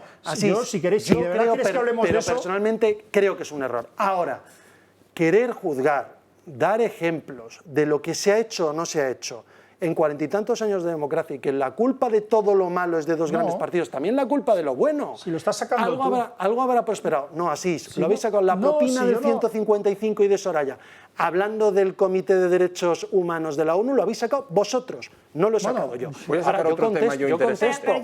Voy a sacar yo un tema interesante. Hablemos del presente, seguimos del 155, pero hablemos del presente, porque Vox exige que se aplique este 155, evidentemente, no como el un paso más trivial incluso. A ver si el presidente del Partido Popular, Alberto Núñez Feijóo, consigue hablar con Abascal antes que con el PNV. Eso sería un gesto. Hasta donde yo he visto, hasta tu jefe ha dicho, con el cual me veo todos los miércoles y los martes, ha dicho que las relaciones están más que normalizadas, con lo cual parece que la relación es buena. Hombre, a lo mejor a alguno en Vox eso no le gusta, a mí me encanta, pero parece que las relaciones son buenas. Y además es que lo que no me gusta tanto es que se quiera hablar con el PNV antes que con Vox. Pero te digo una cosa, Ignacio, es curioso, ¿tú has visto en este programa una sola palabra mía, que he sido vicesecretario general de mi partido, contra Vox? No, ninguna. ¿Quieres que saquemos cuántas has dedicado o cuántas propinas se le han dedicado al Partido Popular? Pero yo tampoco contra el PP. Para decir que tenemos que darnos un beso en los morros, pues hablaremos de los errores, no de las cosas buenas. Es curioso. Hemos hablado de Soraya, ni siquiera el PP. Yo sigo siendo heterosexual, pero bueno, el beso en los morros contigo no, a lo mejor. Yo soy respetuoso con todo. Momentos sexuales. Hace un mes justamente estuve reunida con una persona del servicio de inteligencia, ¿no? Y me contó que justo después del golpe de Estado se reunió él con un grupo más de personas con Mariano Rajoy y le dijo: presidente, usted ha tenido encima de la mesa toda la información sobre lo que iba a ocurrir en Cataluña y la ha podido parar, ¿verdad? Y la contestación de Mariano Rajoy fue: sí, yo he tenido toda la información. Entonces, ¿que se pudo parar y que tuvieron toda la información? Fue así. Que no se hizo, y me pregunta, ¿y por qué se habla del último gobierno? Bueno, es que esto explotó en el último gobierno, y el último gobierno del Partido Popular podría haberlo parado y no lo hizo. Pero que estábamos hablando del Comité de Derechos Humanos de la ONU, es decir, entonces, bueno, luego a continuación se nos dice que por qué no queremos más a Vox, si me permitís intentar, vamos, no, porque si no la directora lo hará, pero de una forma ya dando un puñetazo encima de la mesa. Pero que quiero decir que el problema es que ERC y la actual Junts per Catalunya o los sucesores de un partido que tuvo que deshacerse, por cierto, por corrupto, que era Convergencia, el problema es que constituyen una banda, o sea, son dos organizaciones que han apoyado, si no organizado, un golpe de Estado. Entonces, es una irregularidad grande, y no lo digo, es decir, de forma histriónica, es una gran irregularidad que haya organizaciones políticas que den golpe de Estado y que sigan siendo ilegales, no solo sigan siendo legales, sino que además gobiernen. Entonces, claro, no voy a volver al tema de por qué Rajoy, Soraya y tal, no me siento muy cómodo, porque además, ¿sabes qué pasa? Que cuando hablo de esto, y sé que a ti te pasará también, lo que veo son las caras y las voces de mis amigos catalanes a los cuales les dejamos tirados desde Madrid. Pero dicho esto, hay que hacer una intervención. O sea, la libertad y la democracia se tienen que imponer en Cataluña y donde no las haya en España durante muchos años. Es decir, yo no voy a hablar del 155, tengo un planteamiento distinto, pero si hace falta un 155, haría falta durante 10 años, porque en Cataluña, en el País Vasco y de otra manera, se ha expulsado la libertad y los mecanismos que hacen que la pluralidad sea posible. Entonces, eso no se arregla cogiendo a Junqueras y metiéndolo en la cárcel. Se arregla con una intervención y la libertad se impone. Y eso dura 10 años. Hombre, yo creo que también si hubiéramos garantizado que esas sentencias, perdón, no quiero interrumpir yo, pero es cierto que a mí lo que me parece vergonzoso, y no voy a ahondar en las diferencias y en los matices, a mí lo que me parece vergonzoso es que un presidente del gobierno haya posibilitado un indulto en contra del criterio del Tribunal Supremo. Sinceramente, que estamos hablando de un golpe de Estado, la gravedad de los acontecimientos es reconocida por todos, y se ha violado y se ha invadido las competencias del Poder Judicial. El gobierno se ha convertido en el Tribunal Supremo, es una cosa terrible. Y yo creo que esto es preocupante para todos. Sí. Pero se viola un día tras otro, porque hemos empezado el nuevo curso, bueno, empiezan ahora en Cataluña el día 5 y ni siquiera se va a aplicar esa sentencia del 25%, que estamos hablando de un 25%. Sí. Pero es que es el abandono del Estado de Cataluña y no puedes exigirle a los ciudadanos catalanes que sean héroes todos los días. Pueden serlo 1 o 2 veces al año, pero salen a la calle, dan la cara, presentan las denuncias para que se dé la clase en español y se les abandona constantemente. Entonces, se acaban rindiendo y es normal que se rindan. Si los que te tienen que proteger no te protegen, si se desatiende a la Guardia Civil y a la Policía Nacional, si no obligas a que se cumplan las sentencias en Cataluña, ¿cómo puedes exigirle a esos catalanes valientes que sigan siéndolo? Si es que lo que decía Asís, se han sentido traicionados tantas veces ya que muchos de ellos han tirado la toalla y no les podemos culpar. Y que el gobierno Sánchez, perdona, tú que eres que el gobierno Sánchez que no haya exigido, que el gobierno no haya exigido, que la Autoridad de Estado no haya exigido el cumplimiento de una sentencia, debería ser debería ser una causa penal. O sea, pero ¿cómo puede...? Incumplimiento de una sentencia conlleva un castigo, ¿no? O sea, sí, pero la ejecución, o sea, ¿cómo puede ser opcional el solicitar la ejecución de una sentencia? Otra cosa es que tú la tengas que acatar. Quien no acata, pues se somete o puede ser multado. Vivimos en un Estado judicial y ahí entra la fuerza de cuerpo de excepcional. seguridad del Estado. Pero Dos declaraciones de estado de alarma que nos confinan a todos, de Estado que tenía que haber sido un estado de excepción, pero bueno, se nos confina a todos los españoles en casa. Se declaran inconstitucionales los dos, a través. Y no pasa nada. O sea, la mayor vulneración de derechos humanos en España, en toda la época de democracia, en toda nuestra historia democrática, que es encerrar en su casa 47 millones de personas, o sea, secuestrarlos ilegalmente y no pasa nada. No hay ninguna consecuencia contra los que decidieron encerrarnos en nuestras casas. Entonces, es que estamos viviendo en un estado de excepción judicial en el que consecuencia no se económica ejecutan. para todos los españoles, porque la mayoría de esas empresas que durante esa época tuvo que cerrar sus empresas, ahora están pidiendo pues una indemnización económica. Por lo tanto, lo vamos a pagar todos los españoles, no el gobierno. Y todavía peor, porque es que se ha instalado en la opinión pública la creencia de que se puede restringir las libertades de los ciudadanos siempre que sea por una buena causa y que además las limitaciones legales y los controles, sobre todo los controles constitucionales de esta restricción de derechos son irrelevantes. Entonces tú a gente muy formada, bien formada, dices, bueno, pero es que los dos estados de alarma se declararon inconstitucionales. Dice, bueno, pero, hombre, era por la salud, era por la vida. Claro, siempre, es decir, siempre que se ha dado un golpe de Estado, encerrado a ciudadanos, asesinado a gente desde el poder, siempre ha sido por el bien común, siempre. Y atención a quien dictaba ese bien. Ese bien era un comité de expertos que no existía, que nos lo colaron durante meses. Que aquello, yo creo que esto a cualquier gobierno que no sea de izquierdas y que no tenga el apoyo mediático de los medios de comunicación de esa misma ideología, habría caído inmediatamente, pero aquí no pasa nada. Yo estoy muy de acuerdo con Ignacio, ojo a la excepción, que no era estado de alarma, que era estado de excepción y nos la colaron, pero bien colada. Y ya va a publicar un libro. O sea, un señor bajo cuyo mandato se han tomado decisiones sanitarias en Madrid adoptadas por el jefe de propaganda del gobierno. Es decir, Iván Redondo es el que decidió que se adoptaran determinadas medidas en Madrid, fundamentalmente las que anulaban las zonas sanitarias de Madrid. Esto lo decidió un publicista. Y ella tiene la cara dura, fíjate lo impune que se sentirá ante la opinión pública, tiene la cara dura de que va a publicar un libro prologado por Fernando Simón. Esto yo no sé si lo he leído, yo lo he leído en Twitter, no sé si esto es una broma o no. Qué disparate. Acaba de dimitir la directora de Farmacia. Por los contratos de las mascarillas y de todo. Eso sí. Que es la punta eso ya sí, que habláis de eso los sí, los contratos. contratitos del gobierno socialista, que a ver si van saliendo todos. Aquí tenemos periodistas de investigación. Sí, pero el problema es que como no estáis personados en la causa, pues bueno, no tenemos acceso. Pues investigar, pero si luego hablas con todos los jueces, nos lo están diciendo aquí, a ver si investigamos la cuestión. Vos sí está personado. Sí. Bueno, de hecho, la querella surgió de Vox. De hecho, es la única acusación popular que hay.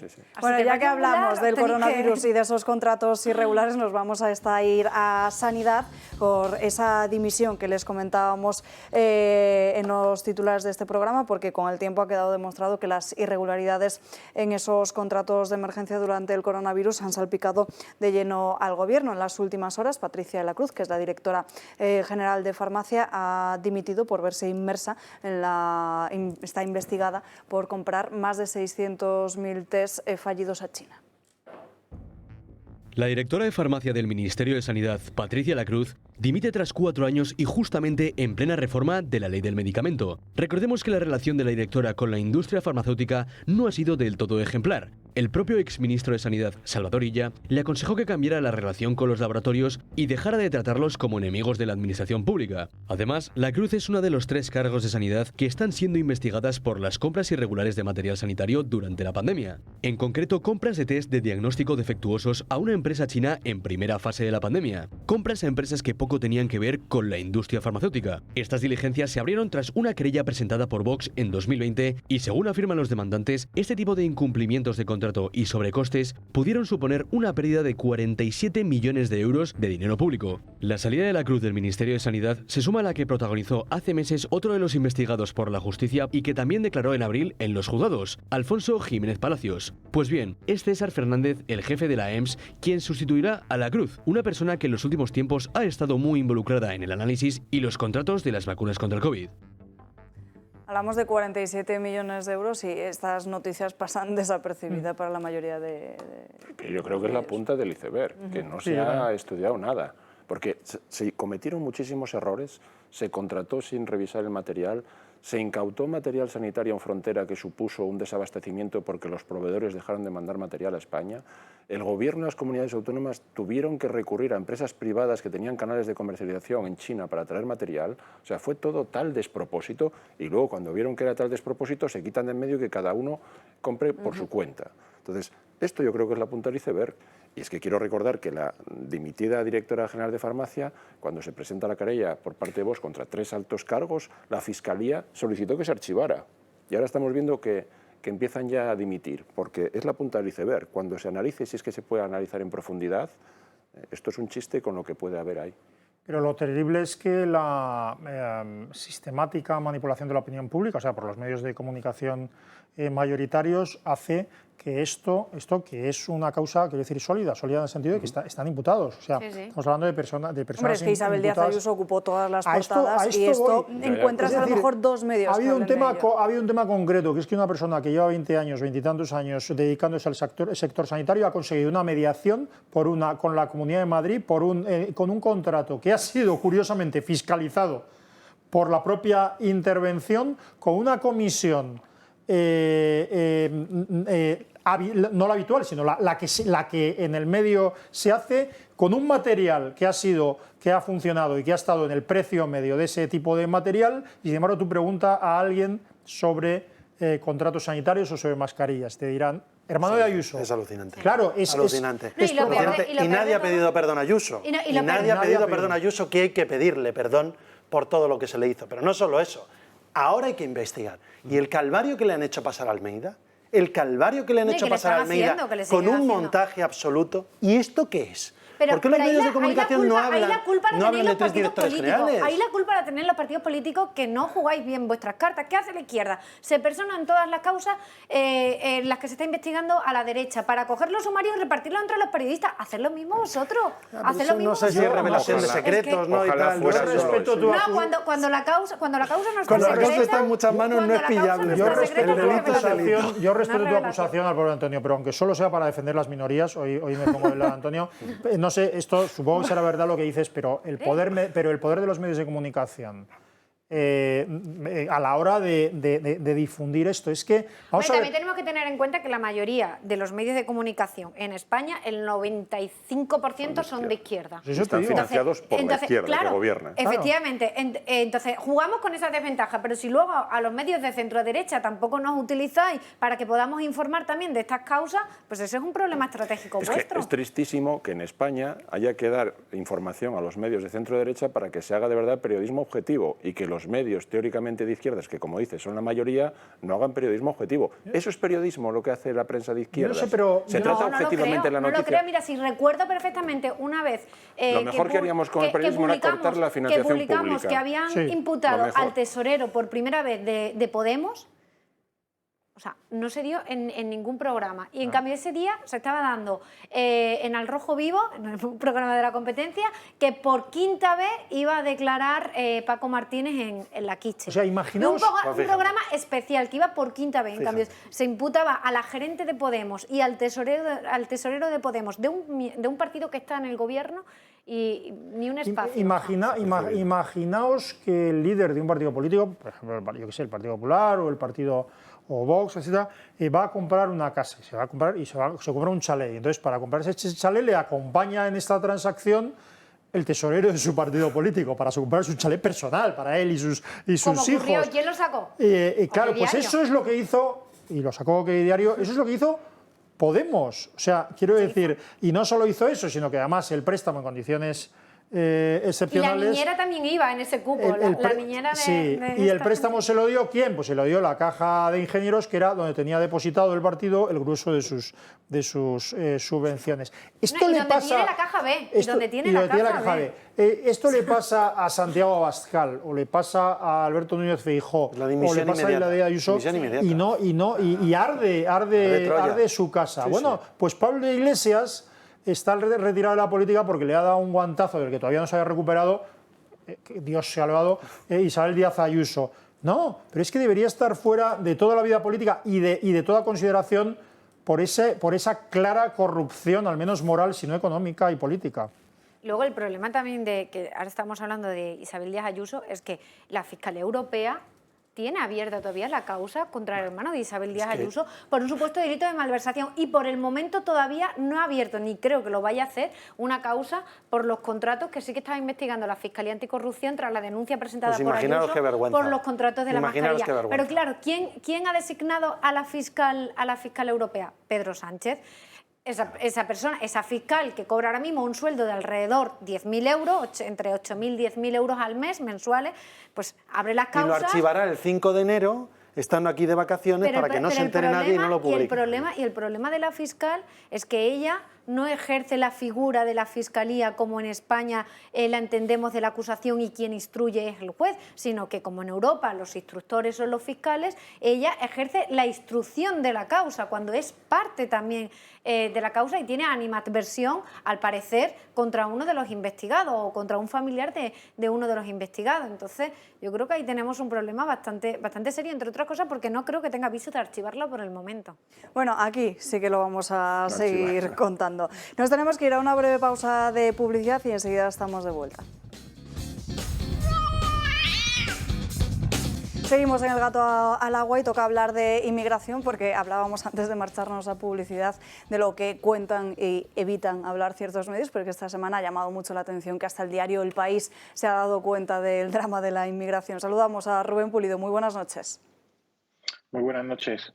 Bueno, Rubén, en este programa también hemos hablado con los agentes de la Guardia Civil de que se encuentran desbordados, sin medios y sin personal. Y esto también sucede con la inmigración. Dicen que no pueden más ante la continua llegada de lanchas rápidas e incluso motos de agua. Sí, así es. Bueno, es una circunstancia de la que vengo yo advirtiendo ya hace años, ¿no? Y sigue exactamente igual, nada ha cambiado e incluso en muchas zonas, como las ciudades autónomas de Ceuta y Melilla, hay una merma de efectivos considerable porque los agentes de la Policía Nacional, cuando salen de las academias, pues no, precisamente no son los destinos más favoritos, ¿no? Y entonces pues se quedan muchas plazas por cubrir y ante esta situación el Ministerio del Interior no está tomando ningún tipo de solución, no está incentivando, ¿no? que vayan a esas zonas y en lo que es en el área peninsular, en toda la parte de las costas de Almería, región de Murcia, Alicante, incluso Baleares, pues precisamente esa merma de efectivos está facilitando que muchas de estas embarcaciones accedan a territorio nacional sin ser interceptadas. Es decir, hay gente que está entrando en España de manera ilegal y no sabemos quiénes son, con la peligrosidad que ya entraña una ruta como la argelina, porque operativos policiales vienen ya también desde hace un par de años evidenciando que son inmigrantes de alta radicalización islámica los que optan por esta ruta que conecta Argelia con España. Sin ir más lejos, en abril del 2020 fue detenido Abdel Bari, uno de los terroristas del Daesh más buscados a nivel internacional, que accedió a costas de Almería sin ser interceptado precisamente por esta circunstancia, ¿no? Que no hay efectivos suficientes que logren controlar la actual presión migratoria. Bueno, que la inmigración enriquece a las mafias es un hecho, así lo vienes demostrando en los últimos años e incluso en los últimos días has estado publicando a través de tu cuenta de Twitter el patrimonio del fundador de Open Arms. ¿A cuánto asciende? A ver, pues hablamos de 3 propiedades de un valor considerable, hablamos de hipotecas en activo superiores al $500.000 de euros. No se comprende, ¿no? Igual que no se comprendía en Estados Unidos que quien estaba detrás de todo el movimiento Black Lives Matter no tenía un patrimonio que no se correspondía, ¿no? Con todos esos, esos argumentos que vienen utilizando este tipo de organizaciones. Y lo mismo pasa con Open Arms. No tiene sentido alguno de que si tú estás reiteradamente pidiendo ayudas económicas, pidiendo fondos económicos, aportaciones privadas para tratar, como ha dicho en alguna ocasión, de hacer un mundo mejor, de facilitar la entrada de quienes huyen de lugares de conflicto en Europa. No tiene ningún tipo de sentido los argumentos que vienen utilizando estas entidades con luego el patrimonio que llegan a ostentar, ¿no? Porque luego también se habla de que están en condiciones infrahumanas cuando llegan al sur de Italia, cuando llegan a Grecia o cuando llegan a territorio nacional, porque los centros habilitados para la acogida de esta inmigración no son los adecuados, y luego tú que tengas en propiedad estas 3 propiedades de esa magnitud considerable. Él mismo no podría facilitar la acogida de esta inmigración, pues promoviendo, ¿no? Que se construyan instalaciones para ellos más dignas, ¿no? Si lo estás denunciando y tú eres el primero que te sobra espacio en tu hogar, no me parece lógico, no me parece que esté dentro del sentido común. No sé si has tenido algún tipo de consecuencia, algún linchamiento o amenaza por publicar precisamente esa información.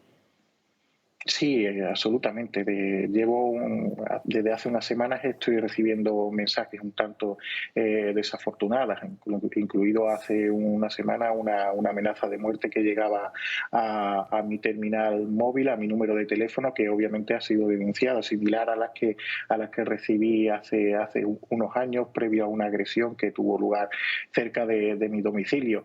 Cuando mis críticas, y bueno, al final yo no es tanto como una crítica como una labor informativa. Sí que soy duramente crítico, obviamente, con este modelo de inmigración. Pero cuando se intensifican estas opiniones, cuando los operativos de estas organizaciones entran en juego y yo trato de monitorizar sus movimientos, trato de evidenciar que detrás de todo esto hay una correa de transmisión y hay una colaboración activa con las mafias de la inmigración ilegal, sí que es cierto que todo este tipo de acciones van saliendo, ¿no? con más fuerza. Recibo más mensajes, recibo más comentarios negativos y cada vez con más presión, porque yo he de reconocer que no le doy mucha importancia. Yo trato de centrarme en mi trabajo y en seguir trabajando, pero hay momentos en los que se hace muy incómodo y esta última semana se ha hecho realmente incómodo. Decía el otro día el delegado del Gobierno en Andalucía que la situación estaba prácticamente controlada, pero en las últimas horas has podido documentar cómo han llegado nuevos ilegales de Argelia y Marruecos, no solo a Andalucía, sino también a Canarias y a Murcia.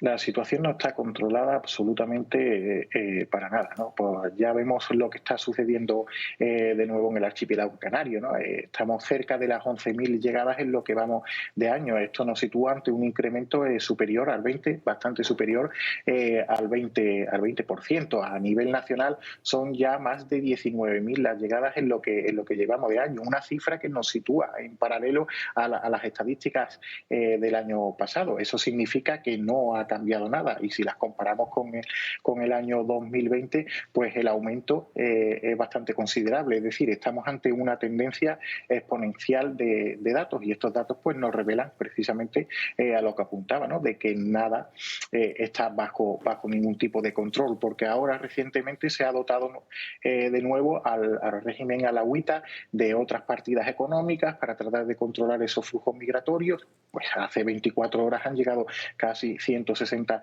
inmigrantes ilegales al archipiélago canario, provenientes precisamente desde áreas controladas por las autoridades marroquíes. Entonces, ¿qué se está haciendo con esas partidas económicas? Luego, Argelia.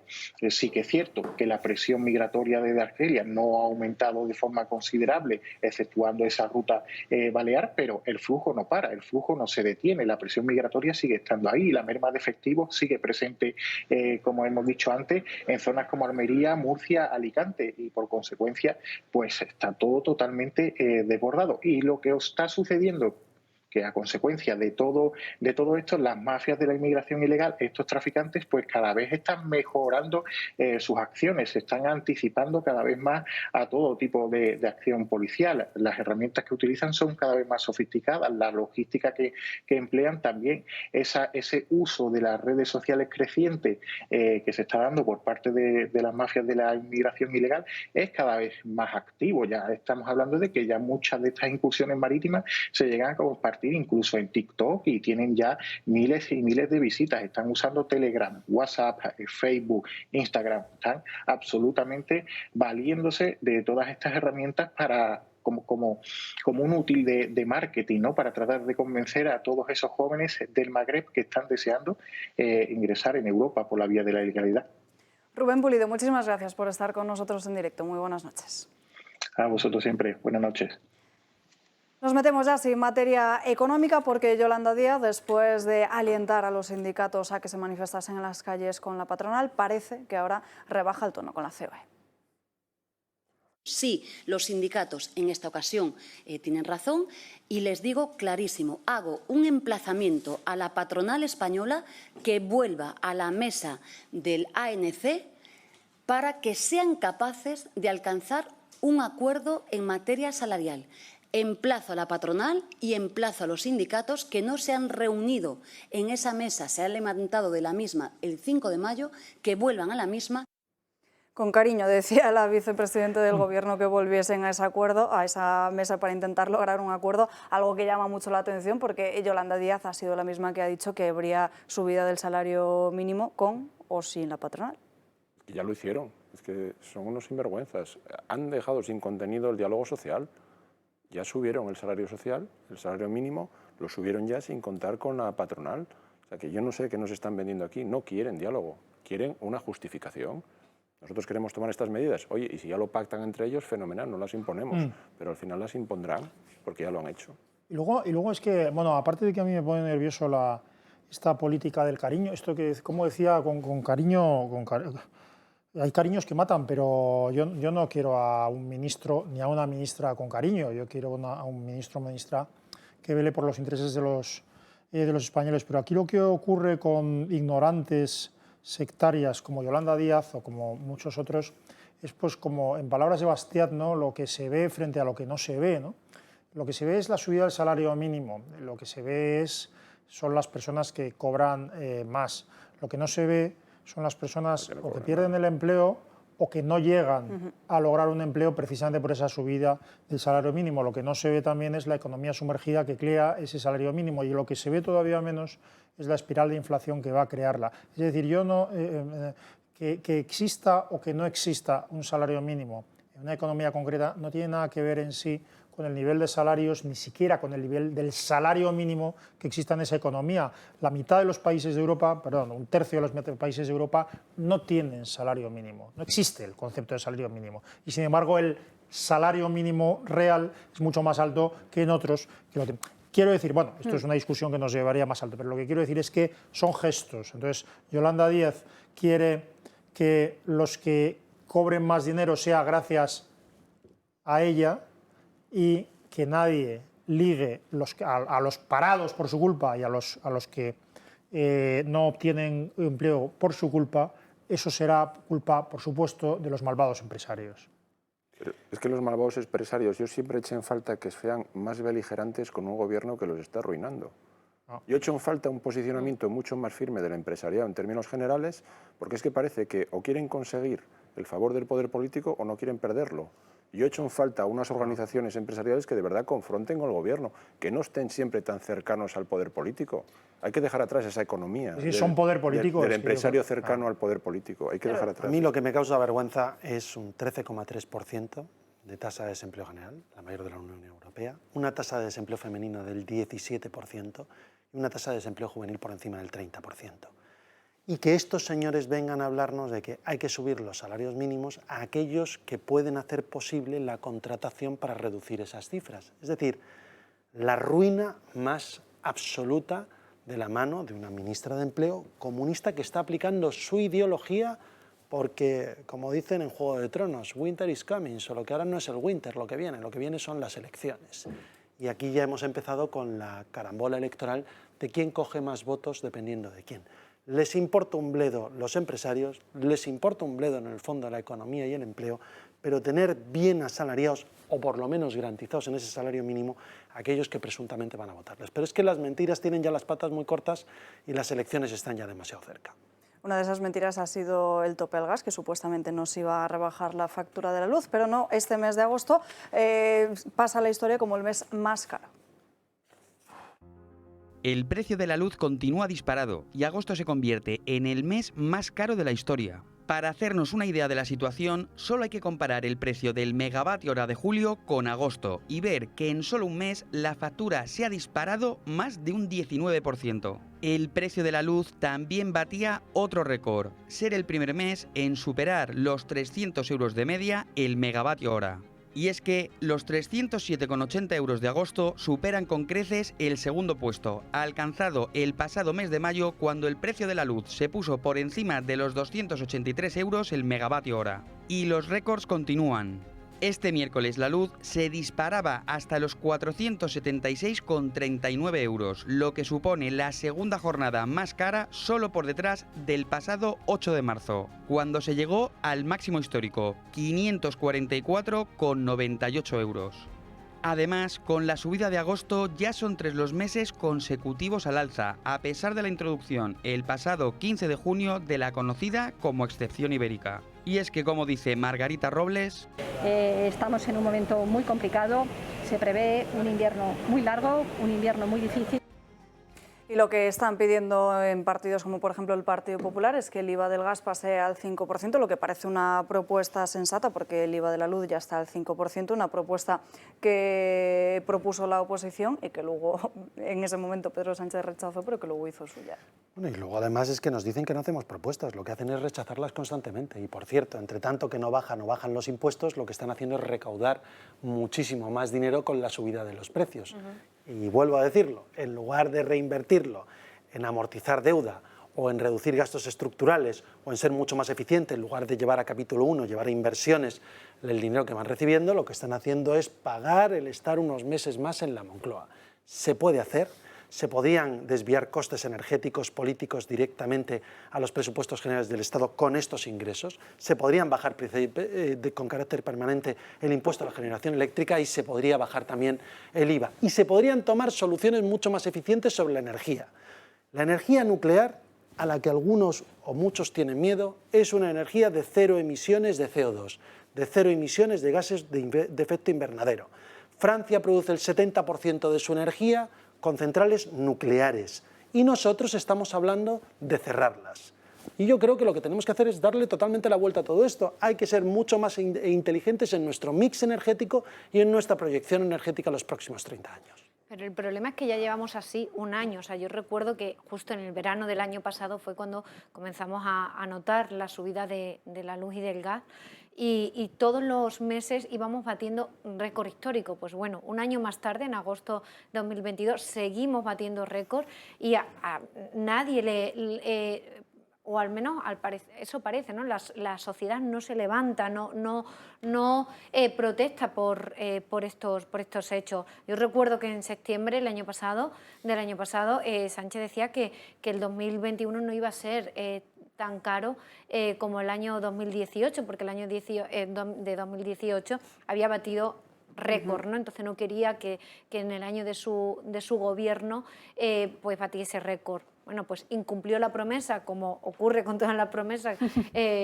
que hace Sánchez, y aquí no ha pasado nada. El año 2021 ha sido el año más caro de la historia de los precios de luz y de gas, y no pasa nada. Entonces, por lo tanto, yo creo que como él cree, o el presidente del gobierno, o el gobierno en general, que esto no tiene un coste, que da igual mentir a la sociedad, que da igual... Sí, que las polémicas pasan por delante. Es que no hay un debate, yo no sé, de verdad, para retomar el guante que lanzas, Antonio, yo no sé si el presidente del Partido Popular va a proponer un programa, digamos, energético. Yo no sé si en el partido... Lo dijo. Yo creo que estos días además ha hablado de la extensión de vida de las centrales. Sí, pero bueno, bien, pero lo que de manera han tenido un año para pensar en un plan. Sí, pero lo que quiero decir es que... Por el momento no lo han hecho. Sí, pero lo que quiero decir es que lo que está ocurriendo en realidad es una cosa muy grave, porque lo que está ocurriendo ahora es consecuencia, por una parte, de la nefasta política energética de los gobiernos españoles, por cierto, de gobiernos de otro signo, unos peores que otros, pero y de la nefasta política energética,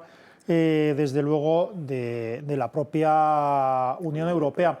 Pero yo, que soy partidario de la energía atómica, pero soy activista partidario de la energía atómica desde hace 25 años. Bueno, a ti a lo mejor no te lo tengo que decir, porque seguramente, yo me recuerdo, siempre lo cuento, que tampoco fue exactamente una heroicidad, pero yo la defendí ahí en la feria de Guernica cuando iba por ahí, pero en tiempos en que los que iban con la pegatina antinuclear eran los de Herri Batasuna y te la intentaban poner. Pero a lo que voy es que en realidad la energía nuclear es buena, y no solo porque no emita CO2, sino porque es buena, porque es una energía estable, porque el plutonio también es algo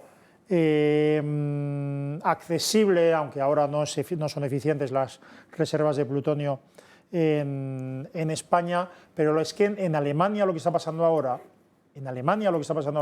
es que están quemando más carbón que nunca, por culpa de la falsa política ecologista. Entonces ahí ya hay que acabarse con estos complejos, de tal. O sea, hay que hacer una política económica eficiente. Voy a decir una cosa, lo siento, ya me van a crucificar, pero uno puede pensar lo que quiera de tal, pero no existe como tal concepto, una emergencia climática. No existe. Puede existir un cambio climático,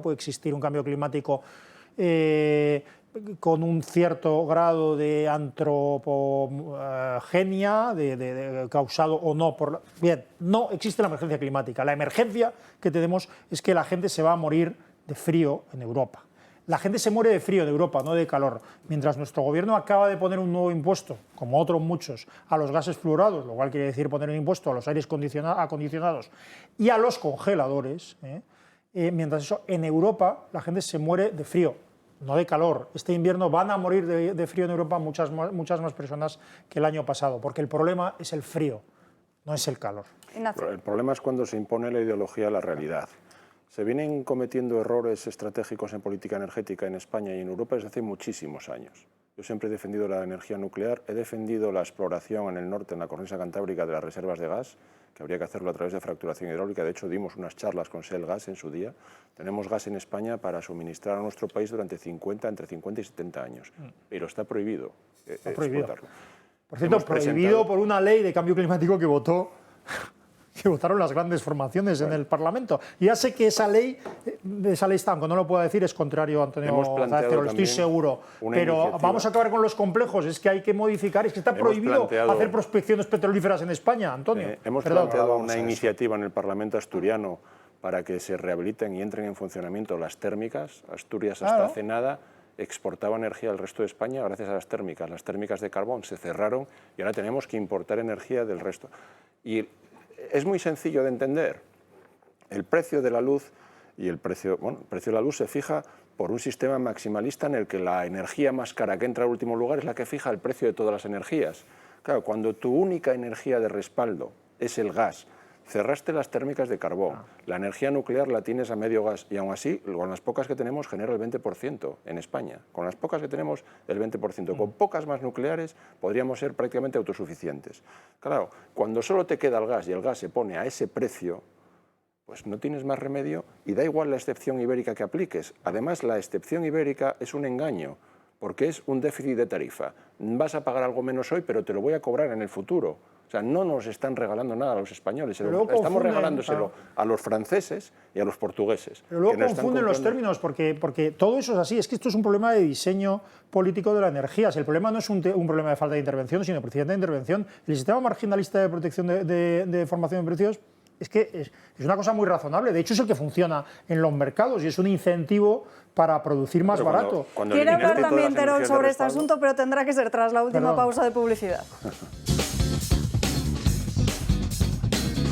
Últimos minutos de programa, seguimos hablando de la electricidad y del gas. Quería Terol hablar. Bueno, yo simplemente decir que al final, por lo que estamos apostando desde el Partido Popular, y yo creo que hay un cierto consenso en el sector tecnológico sobre todo esto, es alargar la vida de las centrales nucleares, de las 5 que nos quedan, que como muy bien decías, dices el 20% del mix energético. Yo no estoy diciendo en ningún momento no a las renovables, pero necesitamos una energía de base.